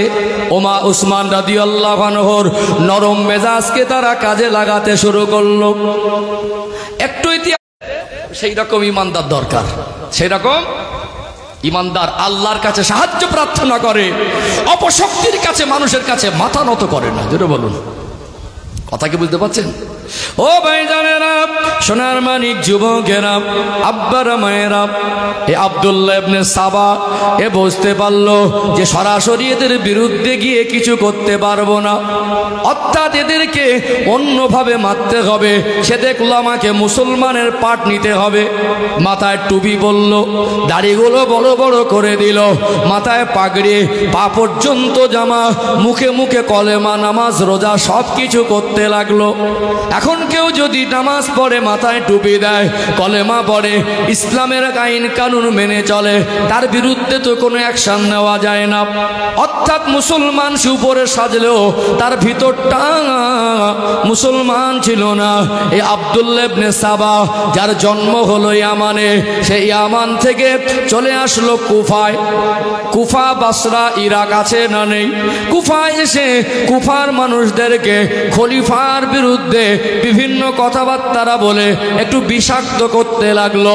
সরকার যত ভালো হোক আর খারাপ হোক, যারা দায়িত্ব পালন করছে, আজ যারা নেতৃত্ব দিচ্ছে, এদের সমালোচক থাকে না? সমালোচক থাকে না? এদের সমালোচক থাকে। উসমান রাদিয়াল্লাহু আনহুর শাসনামল ছিল একার 12 বছর। কত বছর? খেলাফত শাসনামল একা 12 বছর। প্রাথমিক কিছু বছর তিনি দায়িত্ব পালন সুষ্ঠুভাবে করলেন, ওমর যে পরিবেশ তৈরি করে ছেড়ে দিয়ে গেলেন। কিন্তু শেষের দিকটা এসে এই মোনাফেকরা কঠিন ষড়যন্ত্র করতে লাগলো। এই আব্দুল্লাহ ইবনে সাফা কুফার কিছু মানুষকে নিয়ে যখন খলিফার বিরুদ্ধে বিভিন্ন রকম কথাবার্তা বলে, কিছু স্বার্থলোভী মানুষ তাকে সাপোর্ট করতে লাগলো। তার মানে তার দলে আজকে দেখবেন এই দেশের যা সিচুয়েশন, যে কোনো মানুষ সমালোচনা করলে পরিচিত হবে আর তাকে কেউ না কেউ সাপোর্ট করবে। সৎ হলেও করবে আর অসৎ হলেও করবে। কিন্তু আজকে সৎ মানুষের অভাব হয়ে গেছে, সৎ মানুষের অভাব হয়ে গেছে। তো এই আব্দুল্লাহ ইবনে সাবা যখন খলিফার বিরুদ্ধে বিভিন্ন রকম মন্তব্য করতে লাগলো, তার মেজাজের কিছু মানুষ, মুনাফিকি কিছু মানুষ, সেই সাথে সাথে কি সাদামাটা মানুষ তাকে সাপোর্ট করতে লাগলো। এর একটা দল ভারী হলো, একটা দল তৈরি হলো। এই দলটুকু নিয়ে দেখলে এবারে আমি মদিনা যাব। কোথায়? তখন রাজধানী কোথায়? মদিনা। অর্থাৎ খলিফার যে রাষ্ট্র পরিচালনার যে কেন্দ্র সেটা হলো মদিনা। আর প্রাদেশিক গভর্নর দ্বারা গোটা আরব বিশ্বে তখন ইসলামিক রাষ্ট্রশাসন চলছে, ইসলামিক রাষ্ট্রশাসন চলছে। আব্দুল্লাহ ইবনে সাবা কুখ্যাত মুনাফিক এ চলে গেল কিছু দলবল নিয়ে মদিনায়। মদিনার জমিনে গিয়ে আমার রাসূলুল্লাহ বহু সাহাবা তখন হায়াতে ছিলেন। মদিনায় গিয়ে খলিফার বিরুদ্ধে যখন বিভিন্ন কথাবার্তা বলতে লাগলো, মদিনার কিছু সাহাবী বুঝতে পারলো এ হয়তো মুনাফিক হবে। যেহেতু একজন মুসলমান, তার কথাবার্তা মনে হয় না। খলিফাকে আমরা ভালো করে চিনি। উসমান রাদিয়াল্লাহু আনহুর সম্মান মর্যাদা মাকামকে আল্লাহ বড় করেছেন না করেন নাই? জানার লকাব হলো জিন্নুরাইন। আল্লাহ নবী তাকে অনেক বেশি ভালোবাসতেন। আমার রাসূলুল্লাহ একটা মেয়েকে বিবাহ দিলেন। ওই মেয়েটা ইন্তেকালের পরে আবার উসমান রাদিয়াল্লাহু আনহুকে ডাকলেন, ও হযরত উসমান, লাব্বাইকা ইয়া রাসূলুল্লাহ, আমি আপনাকে অনেক ভালোবাসি। আমার ওই মেয়েটা ইন্তেকাল হয়ে গিয়েছে, আমার আর একটা মেয়ে আছে, ওই মেয়েটাকে আপনি বিবাহ করেন। আল্লাহ নবীর প্রস্তাব ফিরিয়ে দিলেন না। রাসূলুল্লাহর দুটা মেয়েকে বিবাহ করেছিলেন। এই জন্য তানার লকাব হলো জিন্নুরাইন। ইসলামের জন্য তানার এত বেশি ত্যাগ। আমার রাসূলুল্লাহ বলতেন, উসমানের জন্য আমার আল্লাহ জান্নাতটা তার নামে রেজিস্ট্রি করে দিয়েছে। তানার সম্মান মকাম অনেক না, বলে শেষ করা যাবে না। অর্থাৎ তানার সম্মান নিয়ে বিভিন্ন রকম মন্তব্য করা। একটা সময় এই আব্দুল্লাহ ইবনে সাবা ইয়ামান থেকে কুফা থেকে দলবল নিয়ে মদিনা এসে একদিন সরাসরি খলিফার কাছে গিয়ে বলছেন, আপনি আমাকে কোনো একটা বড় পদ দেন। বুঝতে পারছেন না মতলব? উসমান রাদিয়াল্লাহু বলছে যে আপনি আমাকে একটা কোনো বড় পদ দেন। যে পদ চাইতে হবে কেন? যে যোগ্য জনগণ তাকে সেই জায়গা দেবে। কোনো খলিফা তো পদ চেয়ে নেয়নি। কোনো দায়িত্বশীল ব্যক্তি যারা সৎ মানুষ, তারা তো পদলোভী হয় না। অর্থাৎ আজকে সমাজে দেখা যায়, এই মসজিদ বলেন, মাদ্রাসা বলেন, খানকা বলেন, কোনো প্রতিষ্ঠান বলেন, যারা কমিটি হওয়ার জন্য, সেক্রেটারি হওয়ার জন্য, সভাপতি হওয়ার জন্য লাফালাফি করে, পদের লোভ করে, এদের ভিতরে কিছু না কিছু মকসদ থাকে। আমার কথাটা অনেকে ছাটকা লাগলেও কিছু করার নেই। সাধারণত যারা দায়িত্বশীল, সৎ আর ন্যায়পরায়ণ ব্যক্তি, তারা পদলোভী হয় না। যারা পদের লোভ করে, পদের আশা করে, আল্লাহ রসুল তাদেরকে পদ দিতে নিষেধ করেছেন। অথচ আমাদের সমাজে মানে পদে টিকে থাকার জন্য কত কিনা মানুষ করছে, বুঝতে পারছেন না? সে রাজনীতি হোক আর ধর্মীয় কোনো প্রতিষ্ঠান হোক, খুব কঠিন একটা সময় আমরা পার করছি। আল্লাহ আমাদের ঈমান আমলকে হেফাজত করা তৌফিক দান করেন, বলেন আল্লাহুম্মা আমিন। আমি কাউকে টার্গেট করে বলছেন না, সমাজের বাস্তবতা। কথা কি বুঝতে পারছেন? ও ভাইজানেরা, সোনার মানিক যুবকেরা, আব্বার মায়েরা, অর্থাৎ আব্দুল্লাহ ইবনে সাবাহ এ ছিল কুখ্যাত মুনাফিক। উপরে উপরে মুসলমান হলেও এর ভিতরটা ছিল মুনাফিক, ইসলামের দুশমন। ইসলামকে ক্ষতি করা ছিল তার মূল উদ্দেশ্য। কঠিন ষড়যন্ত্র আর চক্রান্ত করতে লাগলো। অর্থাৎ খলিফা উসমান রাদিয়াল্লাহু আনহু, আমার রাসূলুল্লাহ জামাতান জিন্নুরাইন উসমান রাদিয়াল্লাহু আনহু তাকে পদ দিলেন না। অর্থাৎ তার উদ্দেশ্য বুঝতে পেরেছেন। একটা সময় মদিনায় এত আজে বাজে কথা বলতে লাগলো, ইসলাম বিরোধী কথা বলতে লাগলো। মদিনার মানুষ তাকে মদিনা থেকে তাড়িয়ে দিল। মানুষ যতই ভালো সাজার চেষ্টা করুক না কেন, সত্য কথা বলুন তো, ভিতরের সত্য জিনিসটা মাঝে মাঝে তার কথা কর্ম দ্বারা মানুষের কাছে প্রকাশ হয় কি হয় না?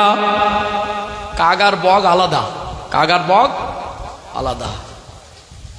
মাঝে মাঝে ওই চুন মেখে কাক যদি বক সাজতে যায় ধরা পড়ে যাওয়ার সম্ভাবনা আছে, আছে না? হ্যাঁ, ডাক্তার পাল্টাবে না, কাকের ডাক আলাদা, বকের ডাক আলাদা। তা যে যেমন প্রকৃতির মানুষ উপরে ভালো সাজার চেষ্টা করলেও কখনো কখনো তার তো অভ্যাস, কথা কর্ম দ্বারা সত্য জিনিসটা আস্তে আস্তে ফুটে ওঠে, মানুষ অনুমান করতে পারে, বুঝতে পারলে মতলব ভালো না। এ পথ চাইছে, মানুষকে বিষাক্ত করছে, খলিফার বিরুদ্ধে বিভিন্ন রকম মন্তব্য করছে, এর জনগণকে মানে খলিফার থেকে মানে বিমুখ করার চেষ্টা করছে, ফিতনা লাগানোর চেষ্টা করছে। মদিনার মতো একটা পবিত্র জায়গা, এর মতো একজন জঘন্য মানুষকে থাকতে দেওয়া যেতে পারে না। একটা সময় মদিনা থেকে তাকে বের করে দেওয়া হলো। এ দেখলো মদিনায় এসেও চক্রান্ত করে সেইভাবে ফলাফল কিছু হলো না।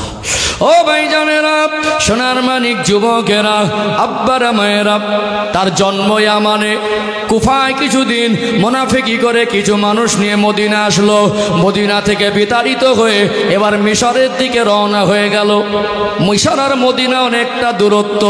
মিশরের যিনি প্রাদেশিক গভর্নর, সেখানে গিয়ে জনগণকে বিষাক্ত করে তুলতে লাগলো। এখন তার বিরুদ্ধে জনগণকে দিয়ে বিভিন্ন রকম মন্তব্য করাতে শুরু করলো। এক একদিন মুনাফিকরা একটা দল তৈরি হয়ে তারা বৃহৎ সংখ্যা হয়ে তখনকার সময়ের প্রাদেশিক যিনি গভর্নর, মিশরের যিনি দায়িত্বে আছেন, তার নামে বিভিন্ন রকম কথাবার্তারা আর লিখিতভাবে মিশর থেকে ওই গভর্নরের বিরুদ্ধে মদিনায় চিঠি পাঠাতে লাগলো। ইতিহাস বুঝতে পারছেন তো? এখানে যখন অশান্ত করার পরিবেশ তৈরি করতে পারলো না, মিশরে গিয়ে তার কাজটা সাকসেস হচ্ছে। মিশরে গিয়ে আজ একরকম অভিযোগ, কাল একরকম অভিযোগ, আরেকদিন একরকম অভিযোগ। সে অভিযোগগুলো সামনাসামনি করছে, মানুষের ভিতরে ফিতনা সৃষ্টি করছে, মানুষের ভিতরে অশান্ত তৈরি করছে। এবং ওখান থেকে লিখিত আকারে, তখন তো চিঠিতে লেখা মানে চিঠি লেনদেন হতো, লিখিত আকারে এই মুনাফিকরা বিভিন্ন রকম চিঠি মদিনায় পাঠাচ্ছে।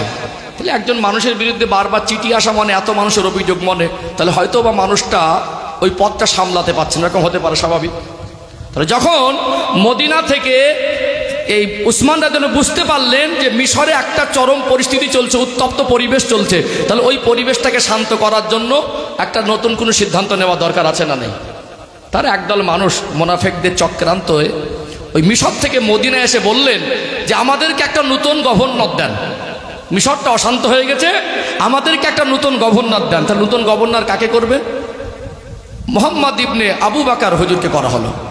হযরত আবু বকর সিদ্দিক রাদিয়াল্লাহু আনহুর ছেলে ছিল মুহাম্মদ ইবনে আবু বকর। তানাকে বলা হলো যে মিশরের যে পরিস্থিতি, ওখানে একটু সামাল দেওয়ার জন্য এক নতুন লোক যদি দরকার হয়, তো এখন তো উনি সামাল দিতে পারছেন না। এত যখন ওনার নামে অভিযোগ আসছে, তো তারা তো পদ লোভী না, পদে থাকবে, সরিয়ে দিলে তাদের যাদের লোভ নেই তাদের কষ্ট। আর তিনি নিজেও সিচুয়েশন বুঝছেন যেখানে মুনাফিকি চক্রান্ত চলছে। কি চলছে? মুনাফিকি। তো খলিফার আদেশ, নতুন গভর্নর হয়ে যাচ্ছেন যারা এসেছিলেন, এনাদের সঙ্গে একজনকে নতুন গভর্নরের দায়িত্ব দিয়ে মিশরে পাঠানো হচ্ছে। এখন মিশরে যখন নতুন গভর্নর হয়ে যাচ্ছেন, উনি পদ থেকে ইস্তফা দেবেন, নতুন গভর্নর বসে মিশরের দায়িত্ব সামলাবেন, এটা খলিফার থেকে সিদ্ধান্ত হলো। কিন্তু এই মদিনা থেকে নতুন গভর্নর যারা এসেছিল দলবল, এরা যেতে যেতে কিছুটা দূর যাওয়ার পরে, বেশ কয়েকটা দিন যাওয়ার পরে রাস্তার মাঝে একজন সন্দেহভাজন ব্যক্তিকে দেখতে পেল। তার চালচলন, চাউনি ভঙ্গিতে দেখে মনে হলো এর ভিতরে কিছু অসৎ উদ্দেশ্য আছে। রাস্তার মাঝে তাকে আটকালো। তার গোটা শরীরটা, গোটা সামানপত্র খোঁজাখুঁজি করে দেখলো, তার কাছে একটা চিঠি পাওয়া গেছে। কি পাওয়া গেছে? চিঠিতে লেখা ছিল যে এখান থেকে মদিনা থেকে একজন নতুন গভর্নর যাচ্ছে মিশরে, আর কিছু লোকজন আছে সঙ্গে। এই নতুন গভর্নর আর লোকজন মিশরে যখনই পৌঁছাবে, মিশরের যিনি গভর্নর আছেন এদেরকে যেন সঙ্গে সঙ্গে কতল করে। বিষয়টা বুঝতে পারছেন? এবং ওই চিঠিতে উসমান রাদিয়াল্লাহু আনহুর সইটাকে নকল করা হয়েছে।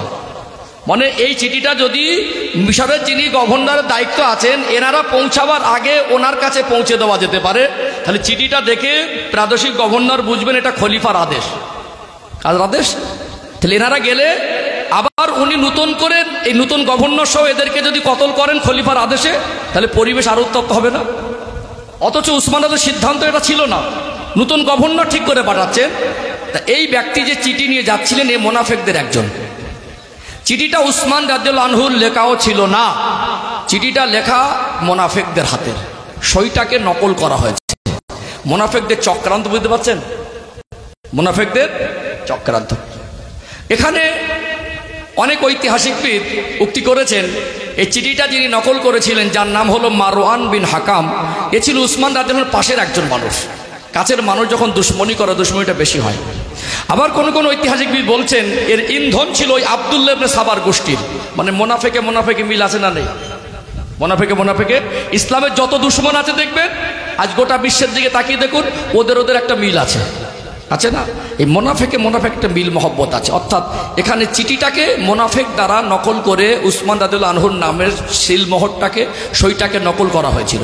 এখন যারা যাচ্ছিল এই চিঠি পাওয়ার পরে তারা কি মিশরে যাবে? মিশরে এর ফয়সালা, সিদ্ধান্ত, মীমাংসার জন্য আবার পুনরায় খলিফার দরবারে আসা দরকার। ও ভাইজানেরা, সোনার মানিক যুবকেরা, আব্বারা মায়েরা, যারা মিশরে যাচ্ছিল নতুন গভর্নর সহ সবাই চলে আসলেন পুনরায় মদিনার জমিনে খলিফাতুল মুসলিমিনের কাছে যখন দেখানো হলো এই চিঠিটা কার চিঠি, উসমান রাদিয়াল্লাহু আনহু চিঠিটা দেখে তিনি আশ্চর্য হয়ে গেলেন। তিনি দেখলেন তানার স্টাম্প ব্যবহার করা হয়েছে অথবা তানার সইটাকে হুবাহু নকল করা হয়েছে। তিনি বললেন, আল্লাহর কসম, এই চিঠি আমার হাতের লেখা নয়, এটা মোনাফেকদের চক্রান্ত। তখন তারা বলতে লাগলো, মোনাফেকদের চক্রান্ত যদি হয় কে এই কাজ করতে পারে? কেউ বলছেন এই কাজটা মারওয়ান বিন হাকামের হতে পারে। তো মারওয়ান বিন হাকামকে আমাদের হাতে তুলে দেন। এত বড় মোনাফেকি কেন করলো? এত অশান্ত কেন করতে চাইছে? এ তো ইসলামিক রাষ্ট্র শাসন, গোটা আরব বিশ্বে শান্তি কায়েম হয়ে গেল। কারা ইসলামের ভিতরে এমন ইসলামকে ক্ষতি করার জন্য এমন ষড়যন্ত্র করছে, তাদেরকে চিহ্নিত করা দরকার। অর্থাৎ এখানে একটা উত্তপ্ত পরিবেশ তৈরি হয়ে গেল। একদল মানুষ উসমান রাদিয়াল্লাহু আনহুকে বললেন, ও হযরত উসমান, মারওয়ান বিন হাকাম যদি এই চিঠি লিখে থাকে তো মারওয়ান বিন হাকামকে আমাদের হাতে তুলে দেন। বলুন তো, খলিফা হয়ে একজন যত বড় দোষী হোক, যেমনই তার অন্যায় হোক, পাবলিক জনগণের হাতে কি তুলে দিতে পারে? কি তদন্ত হবে, দোষী প্রমাণ হবে, তারপরে তার সাজা। তার মনে একটা কারো সন্দেহ করলো জনগণের হাত তাকে তুলে দেওয়া যায় না। তিনি বললেন, আমাকে সামলাতে দেন, আমি পরিস্থিতি সামলাই, এইভাবে একজনকে জনগণের হাতে তুলে দেওয়া যায় না। এই পরিবেশের সিদ্ধান্তে গোটা মদিনা উত্তপ্ত হয়ে গেল। মোনাফেকরা উত্তপ্ত পরিবেশ তৈরি করে দিল। ওই সময়টা ছিল জিলহজ মাস। কি মাস? জিলহজ মাস। আম্মা জান হযরতে আয়েশা সিদ্দিকা রাদিয়াল্লাহু আনহা সহ বিশিষ্ট সাহাবারা সব হজ করতে মদিনা ছেড়ে মক্কা এসেছেন। যেহেতু মদিনার ভারিত্ব সাহাবারা সব যখন মদিনায় ওই মক্কার জমিনে যখন এসেছেন হজ করতে, ওই সুযোগে মুনাফিকরা মদিনা শান্ত করে তুলেছে। গোটা মদিনার শহরটা উত্তপ্ত। আল্লাহ নবীর সাহাবী জিন্নুরাইন উসমান রাদিয়াল্লাহু আনহুর ঘরটাকে ঘিরে ফেলা হলো। একটা পর্যায়ে তার ঘরটাকে ঘিরে বিদ্রোহীরা বিভিন্ন রকম কথাবার্তা বলতে লাগলো। উত্তপ্ত পরিবেশ। আমার নবীর সাহাবী জিন্নুরাইন হযরত উসমান রাদিয়াল্লাহু আনহু তিনি চিন্তিত হয়ে পড়লেন। একটা সময় তার ঘরে খাদ্য পানি পৌঁছাতে দেওয়া হয় না। শেরে খোদা হযরত আলী রাদিয়াল্লাহু আনহু দেখলেন মদিনার পরিবেশটা বড় উত্তপ্ত, মুনাফিকরা গভীর ষড়যন্ত্র করেছে, খলিফার ঘরটাকে তারা ঘেরাও করে রেখেছে। আমি আলীর সামনে উসমান রাদিয়াল্লাহু আনহুকে কেউ যদি আঘাত করে এটা আমি সহ্য করতে পারবো না। ডাক দিতে লাগলেন, ও হযরত ইমাম হাসান, ও হযরত ইমাম হোসেন, যান যান আপনারা খলিফার ঘরের দরজার সামনে দাঁড়িয়ে যান। আপনারা যদি খলিফার ঘরের দরজার সামনে দাঁড়িয়ে যান আপনাদের ধাক্কা দিয়ে ভিতরে কেউ প্রবেশ করতে পারবে না। স্বয়ং জান্নাতি যুবকদের সরদার হযরত ইমাম হাসান, হযরত ইমাম হোসেন রাদিয়াল্লাহু আনহু খলিফার ঘরের দরজার পাহারাদার হয়ে গেলেন। সামনে ধাক্কা দিয়ে ঢোকার কারো দুঃসাহস নেই। কয়েকদিনের পানি আর খাদ্যের সংকটে উসমান রাদিয়াল্লাহু আনহু বললেন, ও মদিনাবাসী, ও মদিনার মানুষ, তোমরা আমার সঙ্গে কেমন আচরণ করছো? আমি তোমাদের তো কোনো ক্ষতি করিনি, আমি তো কোনো অন্যায় করিনি, আমার জন্য কেন এমন ব্যবস্থা নিয়েছো? একটু খাদ্য আর পানিকে আমার জন্য দেওয়া যাবে না? একটা সময় মদিনার মানুষের পানির বড় কষ্ট ছিল। আমার রাসূলুল্লাহ আমি উসমানকে ডেকে বলেছিলেন, উসমান, আল্লাহ আপনাকে অনেক ধন সম্পদ দিয়েছে, বীরে রুমা কুয়াটা ইহুদিরা পানি নিতে দেয় না, ওটা কিনে কি আল্লাহ রাস্তায় দান করে দিতে পারবে? সেই দিন আমি আমার অর্থ দিয়ে ওই বীরে রুমা কুয়াটা কিনে নিয়ে মুসলমানদের জন্য দান করে দিয়েছিলাম। আজকে সেই খলিফাকে তোমরা পানি দিচ্ছ না, পানি পৌঁছানো যাচ্ছে না, পানি বন্ধ করে দেওয়া হলো। উসমান রাদিয়াল্লাহু আনহু মানসিকভাবে ভেঙে পড়লেন। গোটা মদিনার মতো পবিত্র শহর মুনাফিকরা চক্রান্ত করে অশান্ত করে তুলে দিল। ওই সময় তাদের এবার ঘুম আসে না, ক্ষুধার পিপাসা, চতুর্দিকে মানুষ ঘরকে ঘিরে রেখেছে, পাচ্ছে না, একটু তন্দ্রাচ্ছন্ন ভাব এসে গেল। হযরত উসমান রাদিয়াল্লাহু আনহু স্বপ্নের মধ্যে আমার রাসূলুল্লাহর দিদার পেয়ে গেলেন। জোরে বলেন না সুবহানাল্লাহ। যা মানসিক অবস্থা, আজ হালাত, যা পরিস্থিতি তৈরি হয়েছে, এমনি মানুষের চোখে ঘুম আসার কথা না। দিন রাত খাওয়া নেই, ঘুম নেই, এরকম একটা পরিস্থিতি। তো ওই পরিস্থিতিতে যখন পানি দিচ্ছে না, একটা পর্যায়ে অতিরিক্ত পিপাসার্থ ক্ষুধার্ত হয়ে পড়েছেন, একটু তন্দ্রাচ্ছন্ন, যতই বলেন ঘুমাবো না, যতই টেনশন থাক, একটা সময় শরীর কিন্তু পারবে না, একটু ক্লান্ত ভাব আসবে, একটু তন্দ্রাচ্ছন্ন ভাব আসবে। হাজারো কষ্টের মধ্যে মাঝে মাঝে হয়। ওই তন্দ্রাচ্ছন্ন ভাব কয়েক মিনিটের মধ্যে স্বপ্ন দেখছেন আল্লাহ রসুল এসে একটা খানজায় ইফতারি নিয়ে উসমান রাদিয়াল্লাহু আনহু ডাকছেন। আমার নবীর পূর্ণিমার চাঁদের মতো চমকানো চেহারাটা দিদার পেয়ে গেলেন। একটা খানচা ইফতারি নিয়ে ডাকছেন, ও হযরতে উসমান, আমি সঙ্গে আবু বকর আর ওমরকে নিয়ে আপনার জন্য অপেক্ষা করছি, আপনি আসেন, একসঙ্গে ইফতারি করব। চোখটা খুলে গেল, তন্দ্রাচ্ছন্নটা কেটে গেল। তিনি ভাবলেন আল্লাহ রসুল আমাকে ইফতারি নিয়ে ডাকছেন, মনে আমার শাহাদাতের সময়টা করে, আমার শাহাদাতের সুগন্ধ আমি পাচ্ছি, আর আমার শাহাদাতটা হবে রোজা অবস্থায়। তিনি ভেবে নিলেন আমার রোজা রাখতে হবে। একটু পানিও পেলেন না, একটু খাদ্য পেলেন না। শুধু ইমাম হোসেন রাদিয়াল্লাহু আনহু পানির কষ্ট পেয়েছেন এমন নয়, শাহাদাতের সময় উসমান রাদিয়াল্লাহু আনহুর মতো ব্যক্তিকেও পানি দেওয়া হলো না। ও ভাইরা বাবাজিরা, হযরত উসমান রাদিয়াল্লাহু আনহু সেহরি করবেন, একটু পানিও পেলেন না, একটু ভালো খাদ্য পেলেন না। রোজার নিয়ত করে নিলেন। সকাল হয়ে গেল, দরওয়াজার সামনে দাঁড়িয়ে জান্নাতি যুবকদের সরদার হযরত ইমাম হাসান, হযরত ইমাম হোসেন রাদিয়াল্লাহু আনহুমা, বিদ্রোহীরা যারা উত্তপ্ত পরিবেশ তৈরি করে রেখেছিল, মুনাফিকদের চক্রান্ত মদিনা অশান্ত করে রেখেছিল, ঘরের পাঁচিল ডিঙ্গে পিছনের জানালা থেকে প্রবেশ করে উসমান রাদিয়াল্লাহু আনহুর উপরে তলোয়ারের আঘাত চালাতে লাগলো। খলিফাতুল মুসলিমিন উসমান রাদিয়াল্লাহু আনহুর বিবি আম্মা জান হযরতে নাইলা হাতটা বাড়িয়ে দিয়ে আঘাতগুলোকে একটু আক্রমণকে ঠেকাতে লাগলো। হাতের আঙুল আর কবজিটা কেটে পার হয়ে গেল। উসমান রাদিয়াল্লাহু আনহু কোরআন তেলাওয়াত করছিলেন। খলিফার রক্ত মোবারক কোরআনুল কারীমের ওই আয়াতে গিয়ে পড়ে গেল, ফাসায়াকফিকাহুমুল্লাহ। ও ভাইরা বাবাজিরা, তিনি শহীদ হয়ে গেলেন। উসমান রাদিয়াল্লাহু আনহুর শাহাদাত এত করুণ, তানাকে একটু পানি দেওয়া হলো না, তিনি শহীদ হয়ে গেলেন।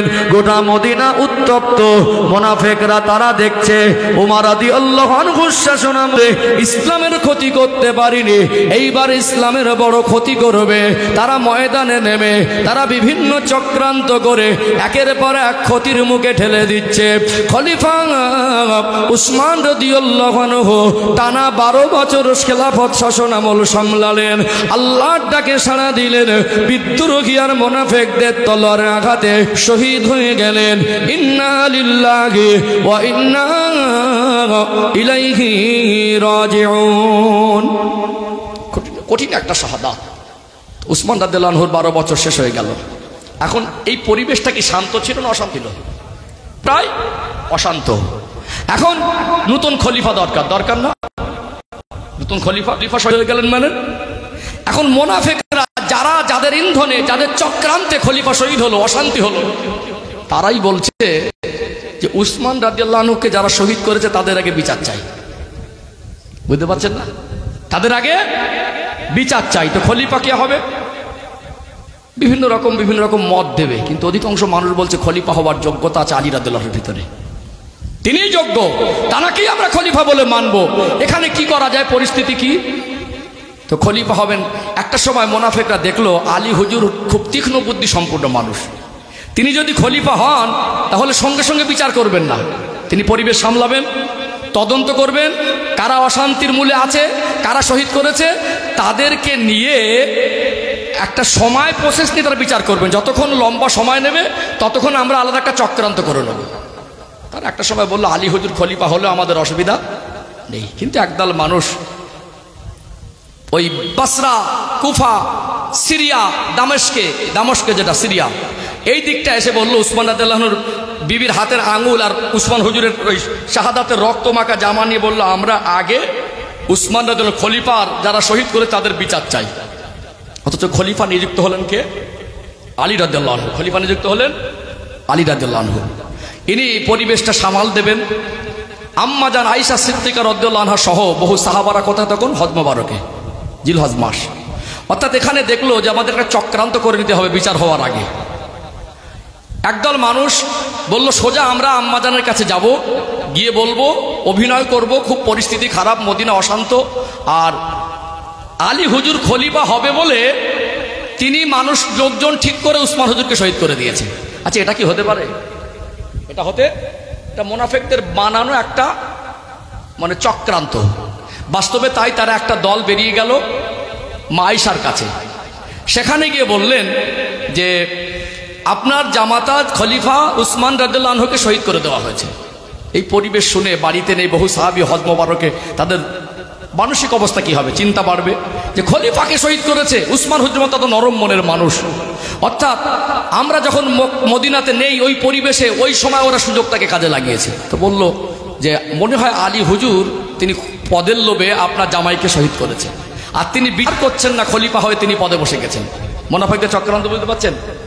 আলী হুজুর দেখলেন আমি যদি খলাফতটা না হাতে নেই, মুনাফিকদের মধ্যে কেউ যদি খলিফা হয়, ক্ষমতায় বসে গেলে ইসলামের আরো বেশি ক্ষতি হতে পারে না? অর্থাৎ জনগণ যখন আমাকে চাইছেন, বিশিষ্ট সাহাবীরা, এই মুহূর্তে আমাকে ইসলামের দিকে তাকিয়ে ঝান্ডা ধরা দরকার আছে, পদে বসা দরকার আছে। তিনি তানার জায়গা থেকে ইসলামের সম্মান রক্ষার জন্য এই ইসলামের পরিবেশ, ইসলামিক পরিবেশ, রাষ্ট্রশাসন, এটাকে সামলানোর জন্য তিনি সব দিক বিবেচনা করে জনগণের সমর্থন পেয়ে খলিফা হলেন। আর মুনাফিকরা আলাদা রটাচ্ছে। মা আয়েশা কান্নায় ভেঙে পড়লেন, সাথী সঙ্গীরা যে এত বড় ক্ষতি হয়ে গেল, কোন দিক থেকে চক্রান্ত হয়েছে তিনি বললেন মানে কুফার দিক থেকে, দামেস্কের দিক থেকে, ওই দিক থেকে। বললো আমি আর মদিনায় ফিরে যাব না, আগে ওখানে সামলাবো। তো আলী হুজুর দেখছেন যে মোনাফেকরা খবর পাচ্ছেন, ওখানে মায়েশার কাছে গিয়ে বিভিন্ন রকম মিথ্যা কথাবার্তা তারা ছড়াচ্ছেন। তিনি বললেন যে আমার সঙ্গে মায়েশার একটা দূরত্ব তৈরি হতে পারে, ভুল বোঝাবুঝি হতে পারে, বহু সংখ্যক মানুষ আম্মাজান আয়েশাকে সমর্থন দেবে, অর্থাৎ আমি সরাসরি গিয়ে মায়েশার সঙ্গে কথা বলবো। ইনি একটা দল নিয়ে বেরিয়ে যাচ্ছেন মায়েশার সঙ্গে দেখা করার জন্য। মুখোমুখি উভয় পক্ষের কাফেলা এক জায়গায়ও হয়ে গেল। মায়েশার সঙ্গে সন্ধ্যার আগে কথাবার্তাও হলো। মায়েশাকে বোঝালেন যে মুনাফিকরা গভীর ষড়যন্ত্র করে এরকম ইসলামের অনেক ক্ষতি হচ্ছে। তো মায়েশা বললেন ঠিক আছে, আমরা মদিনায় ফিরে গিয়ে পরিবেশটাকে তখন কি হয় দেখা যাবে। একটা পরিবেশ একটা বোঝাপড়া হয়ে গেল। কিন্তু মুনাফিকরা দেখছে যদি মায়েশার সঙ্গে আলী হুজুরের মিল মহব্বত হয়ে যায়, মদিনায় ফিরে যায়, আলী হুজুর তদন্ত করে আমাদেরকে ধরে আমাদের অবস্থা ভালো রাখবে না, কোনো রকম সমস্যা মিটতে দিলে হবে না। ওরা রাতের বেলা গোটাপ করে বলল আমরা যত মানুষ আছি দু দলে ভাগ হব। মুনাফিকরা কি বলছে? দু দলে ভাগ হব। একটা দল চলে যাব রাতের অন্ধকারে আলী হুজুরের কাফেলার দিকে, আর একটা দল চলে যাব মায়েশার কাফেলার দিকে। তোরা আমাদের দিকে তীর ছুড়বে আর আমরা তোদের দিকে তীর ছুড়ব। দিনের বেলা সন্ধ্যার আগে চুক্তি হয়ে গেল, কথাবার্তা সব বোঝাপড়া হয়ে গেল। রাতের বেলা গভীর রাতে ঘুমের ঘরে তীরের বর্ষণ দুই দিক থেকে। যারা মারছে না আলী হুজুরের লোক না মায়েশার লোক, এরা কারা? মুনাফিক। রাতের অন্ধকারে যখন এই তীরের বর্ষণ শুরু হবে দুই দিক থেকে, উভয় পক্ষ মনে করবে যে কেন তীর আসছে, আপনার কঠিন পরিস্থিতি তৈরি হবে না? মায়েশাকে মুনাফিকরা বলছে দেখলেন তো, আমরা বলেছিলাম সত্য কিনা মিথ্যা প্রমাণ করেন। সন্ধ্যাবেলা আপনার সঙ্গে বললো যে মদিনায় গিয়ে হবে, এখন আবার আপনার বিরুদ্ধে তীর ছুড়ছে। মুনাফিকদের চক্রান্ত বুঝতে পারছেন? তো তুমুল একটা যুদ্ধ পরিস্থিতি তৈরি হলো।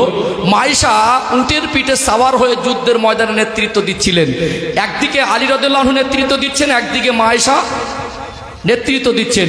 এই উভয়ের নেতৃত্বে যুদ্ধ হলো। আলী হুজুর দেখলেন বহু মুসলমান শহীদ হচ্ছে, কম বেশি 20,000-এর মতো মুসলমান আর সাহাবী মিলে শহীদ হয়ে গেল। যুদ্ধ পরিস্থিতি থামে না। মুনাফিকদের কত কঠিন ষড়যন্ত্র দেখুন। মুনাফিকরা কি পরিমাণ ইসলামের ক্ষতি করেছে। তা আলী হুজুর বীর যোদ্ধা ছিলেন, শেষ পর্যায়ে গিয়ে যুদ্ধ থামানোর জন্য আয়েশা যে উটের পিঠে ছিলেন, উটের পা কেটে দিয়েছিলেন। যুদ্ধ থামিয়ে মায়েশারা ওই হাওয়ালিটা নিয়ে কাফেলায় আনলেন। সব পরিস্থিতি পরে বোঝাপড়া হলো, কিন্তু এই যুদ্ধটার নাম হলো জঙ্গে জামাল। মুনাফিকদের চক্রান্তে একদিকে মায়েশার একদিকে আলী হুজুর ছিলেন, নেতৃত্বে 20,000-এর মতো সৈন্য শহীদ হয়ে গেলেন। এই যুদ্ধের নাম হলো জঙ্গে জামাল। একটা আওয়াজ দেন তো নারী তাকবীর, একটা আওয়াজ দেন নারী তাকবীর। আওলাদে মুজাদ্দিদ জামান, আওলাদে মুজাদ্দিদ জামান ভাইজান হুজুর কিবলা সিলসিলায়ে হক মুজাদ্দিদ জামান, নারী তাকবীর। ভাইজান এসেছেন 12:30টার দিকে আসবেন। আমি এই ঘটনাটা একটু শর্ট করে কারবালার ঘটনা যাব, বুঝতে পারছেন তো? ইতিহাসটা একদম ধারাবাহিকভাবে বলে যাচ্ছে। আল্লাহ নবী সেই দিন প্রচারের থেকে পাটে পাটে। সম্মানিত ভাইয়েরা, তো এই যুদ্ধটা হলো কি যুদ্ধ? জঙ্গে জামাল। মুনাফিকদের চক্রান্তে 20,000-এর মতো মুসলমান আর বহু সংখ্যক সাহাবী শহীদ হয়ে গেলেন। তাহলে মুনাফিকরা ইসলামের ক্ষতি করেছে না করেনি? করেছে না? আলী হুজুর খলিফা হলেন। খলিফা হওয়ার পরে এত কিছু ঘটে যাওয়ার পরেও, মদিনায় আসার পরেও মায়েশাকে বুঝিয়ে না, এখানে মায়েশার কোনো দোষ ছিল না, আলী হুজুরের কোনো দোষ ছিল, কারোর দোষ ছিল না। অর্থাৎ এখানে মদিনা আসার পরেও মুনাফিকরা এত উত্তপ্ত পরিবেশ তৈরি করেছে। আলী হুজুর দেখলেন যে পরিবেশ সামাল দিতে গেলে মদিনায় যে পরিমাণে গোটাবার মুনাফিকি জাল বিছিয়েছে, আমাকে সরে যেতে হবে। যে খেলাফতের যে মসনদ, এটাকে তিনি নিয়ে গেলেন কোথায়? মদিনা থেকে স্থানান্তর করে কুফায়। কোথায়? মদিনা থেকে স্থানান্তর করে পরিবেশ পরিস্থিতি পর্যবেক্ষণ করে পরিবেশটাকে শান্ত পর্যায়ে ফিরিয়ে আনার কারণে তিনি ভালো বুঝেছিলেন। তাই মদিনা ছিল এতদিন পর্যন্ত রাজধানী। মদিনা থেকে গোটা মুসলিম বিশ্ব পরিচালিত হয়েছে। খলিফা মদিনায় থাকতেন, মদিনার মসজিদে নববী শরীফ ইমামতি করতেন। কিন্তু আজকে আলী হুজুর সবকিছু বিবেচনা করে, মুসলমানদের ক্ষয়ক্ষতি আর মুনাফিকদের চক্রান্ত সবকিছু বিবেচনা করে ভাবলেন এই খেলাফতের মসনদটাকে একটু সরিয়ে স্থানান্তর করলে মনে হয় কিছুটা সামাল দেওয়া সহজ, এই গোটাপটা কিছুটা ভেঙে দেওয়া যাবে। তো তিনি নিয়ে গেলেন কোথায়? কুফায়। এই যে মদিনা থেকে রাষ্ট্র শাসনের যে খেলাফত কার্যালয় বেরিয়ে গেল, আজও পর্যন্ত সেই সৌদি আরবের যে রাজধানী সেটা আর মদিনায় ফিরে যায়নি। বর্তমান সৌদির রাজধানী হলো রিয়াদ, বুঝতে পারছেন সম্মানিত ভাইয়েরা। তো এই যখন আলী হুজুর কুফায় নিয়ে গেলেন, কুফায় যাওয়ার পরেও মুসলমানরা দুটো দলে ভাগ হয়ে গেল মুনাফিক চক্রান্তে। একদল বলল আলী হুজুর খলিফা, আর একদল বলল আমিরে মুআবিয়া রাদিয়াল্লাহু আনহু তিনি হবেন খলিফা। যে এজিদের নেতৃত্বে, এজিদের সমর্থনের লোকেরা ইমাম হোসাইন রাদিয়াল্লাহু আনহুকে শহীদ করেছিলেন, সেই এজিদের আব্বা হলো আল্লাহর নবীর সম্মানিত একজন সাহাবী, বিচক্ষণী জ্ঞানী এবং মর্যাদা সম্পূর্ণ, যার লকাব হলো কাতে বহি। কোরআন নাজিল হলে আমার রাসূলের পাশে বসে তিনি লিখতেন। তিনি নবীর সাহাবী। আল্লাহ নবীর প্রত্যেকটা সাহাবী জান্নাতি। এটা আহলে সুন্নাতুল জামাতের আকীদার মানুষের আকীদা ধারণা। কথা বুঝতে পারছেন? অর্থাৎ এই আমিরে মুআবিয়া হুজুরকে একদল মানুষ বলল খলিফা বলে মানব। তিনি তখন অবস্থান করছেন কোথায়? সিরিয়ার দামেস্কে। কোথায়? সিরিয়ার। একদল মুনাফিক আন্দোলন করছে, আমরা আলী হুজুরকে খলিফা বলে মানব না, মানতে যদি হয় আমিরে মুআবিয়া হুজুরকে মানব। আর একদল মানুষ বলছে যে আলী হুজুর তো খলিফা হয়েই আছেন। অর্থাৎ মুনাফিকরা মিলতে দিচ্ছে না, শান্ত হতে দিচ্ছে না। এখানে পয়েন্টটা একটু বুঝুন খুব গভীর মনোযোগ দিয়ে। তো একটা সময় দেখা গেল যে মীমাংসা আসলো, যদি একদিকে একদল মানুষ বলছে আমিরে মুআবিয়া হুজুর খলিফা হবে, আর একদল মানুষ আলী হুজুরকে খলিফা বলে মেনে নিয়েছে। তাহলে এখনো শান্ত হয়নি। শান্ত হতে গেলে কিছু কিছু মানুষ বলছেন দুজনাই যদি খেলাফত পদ থেকে ইস্তফা দেয়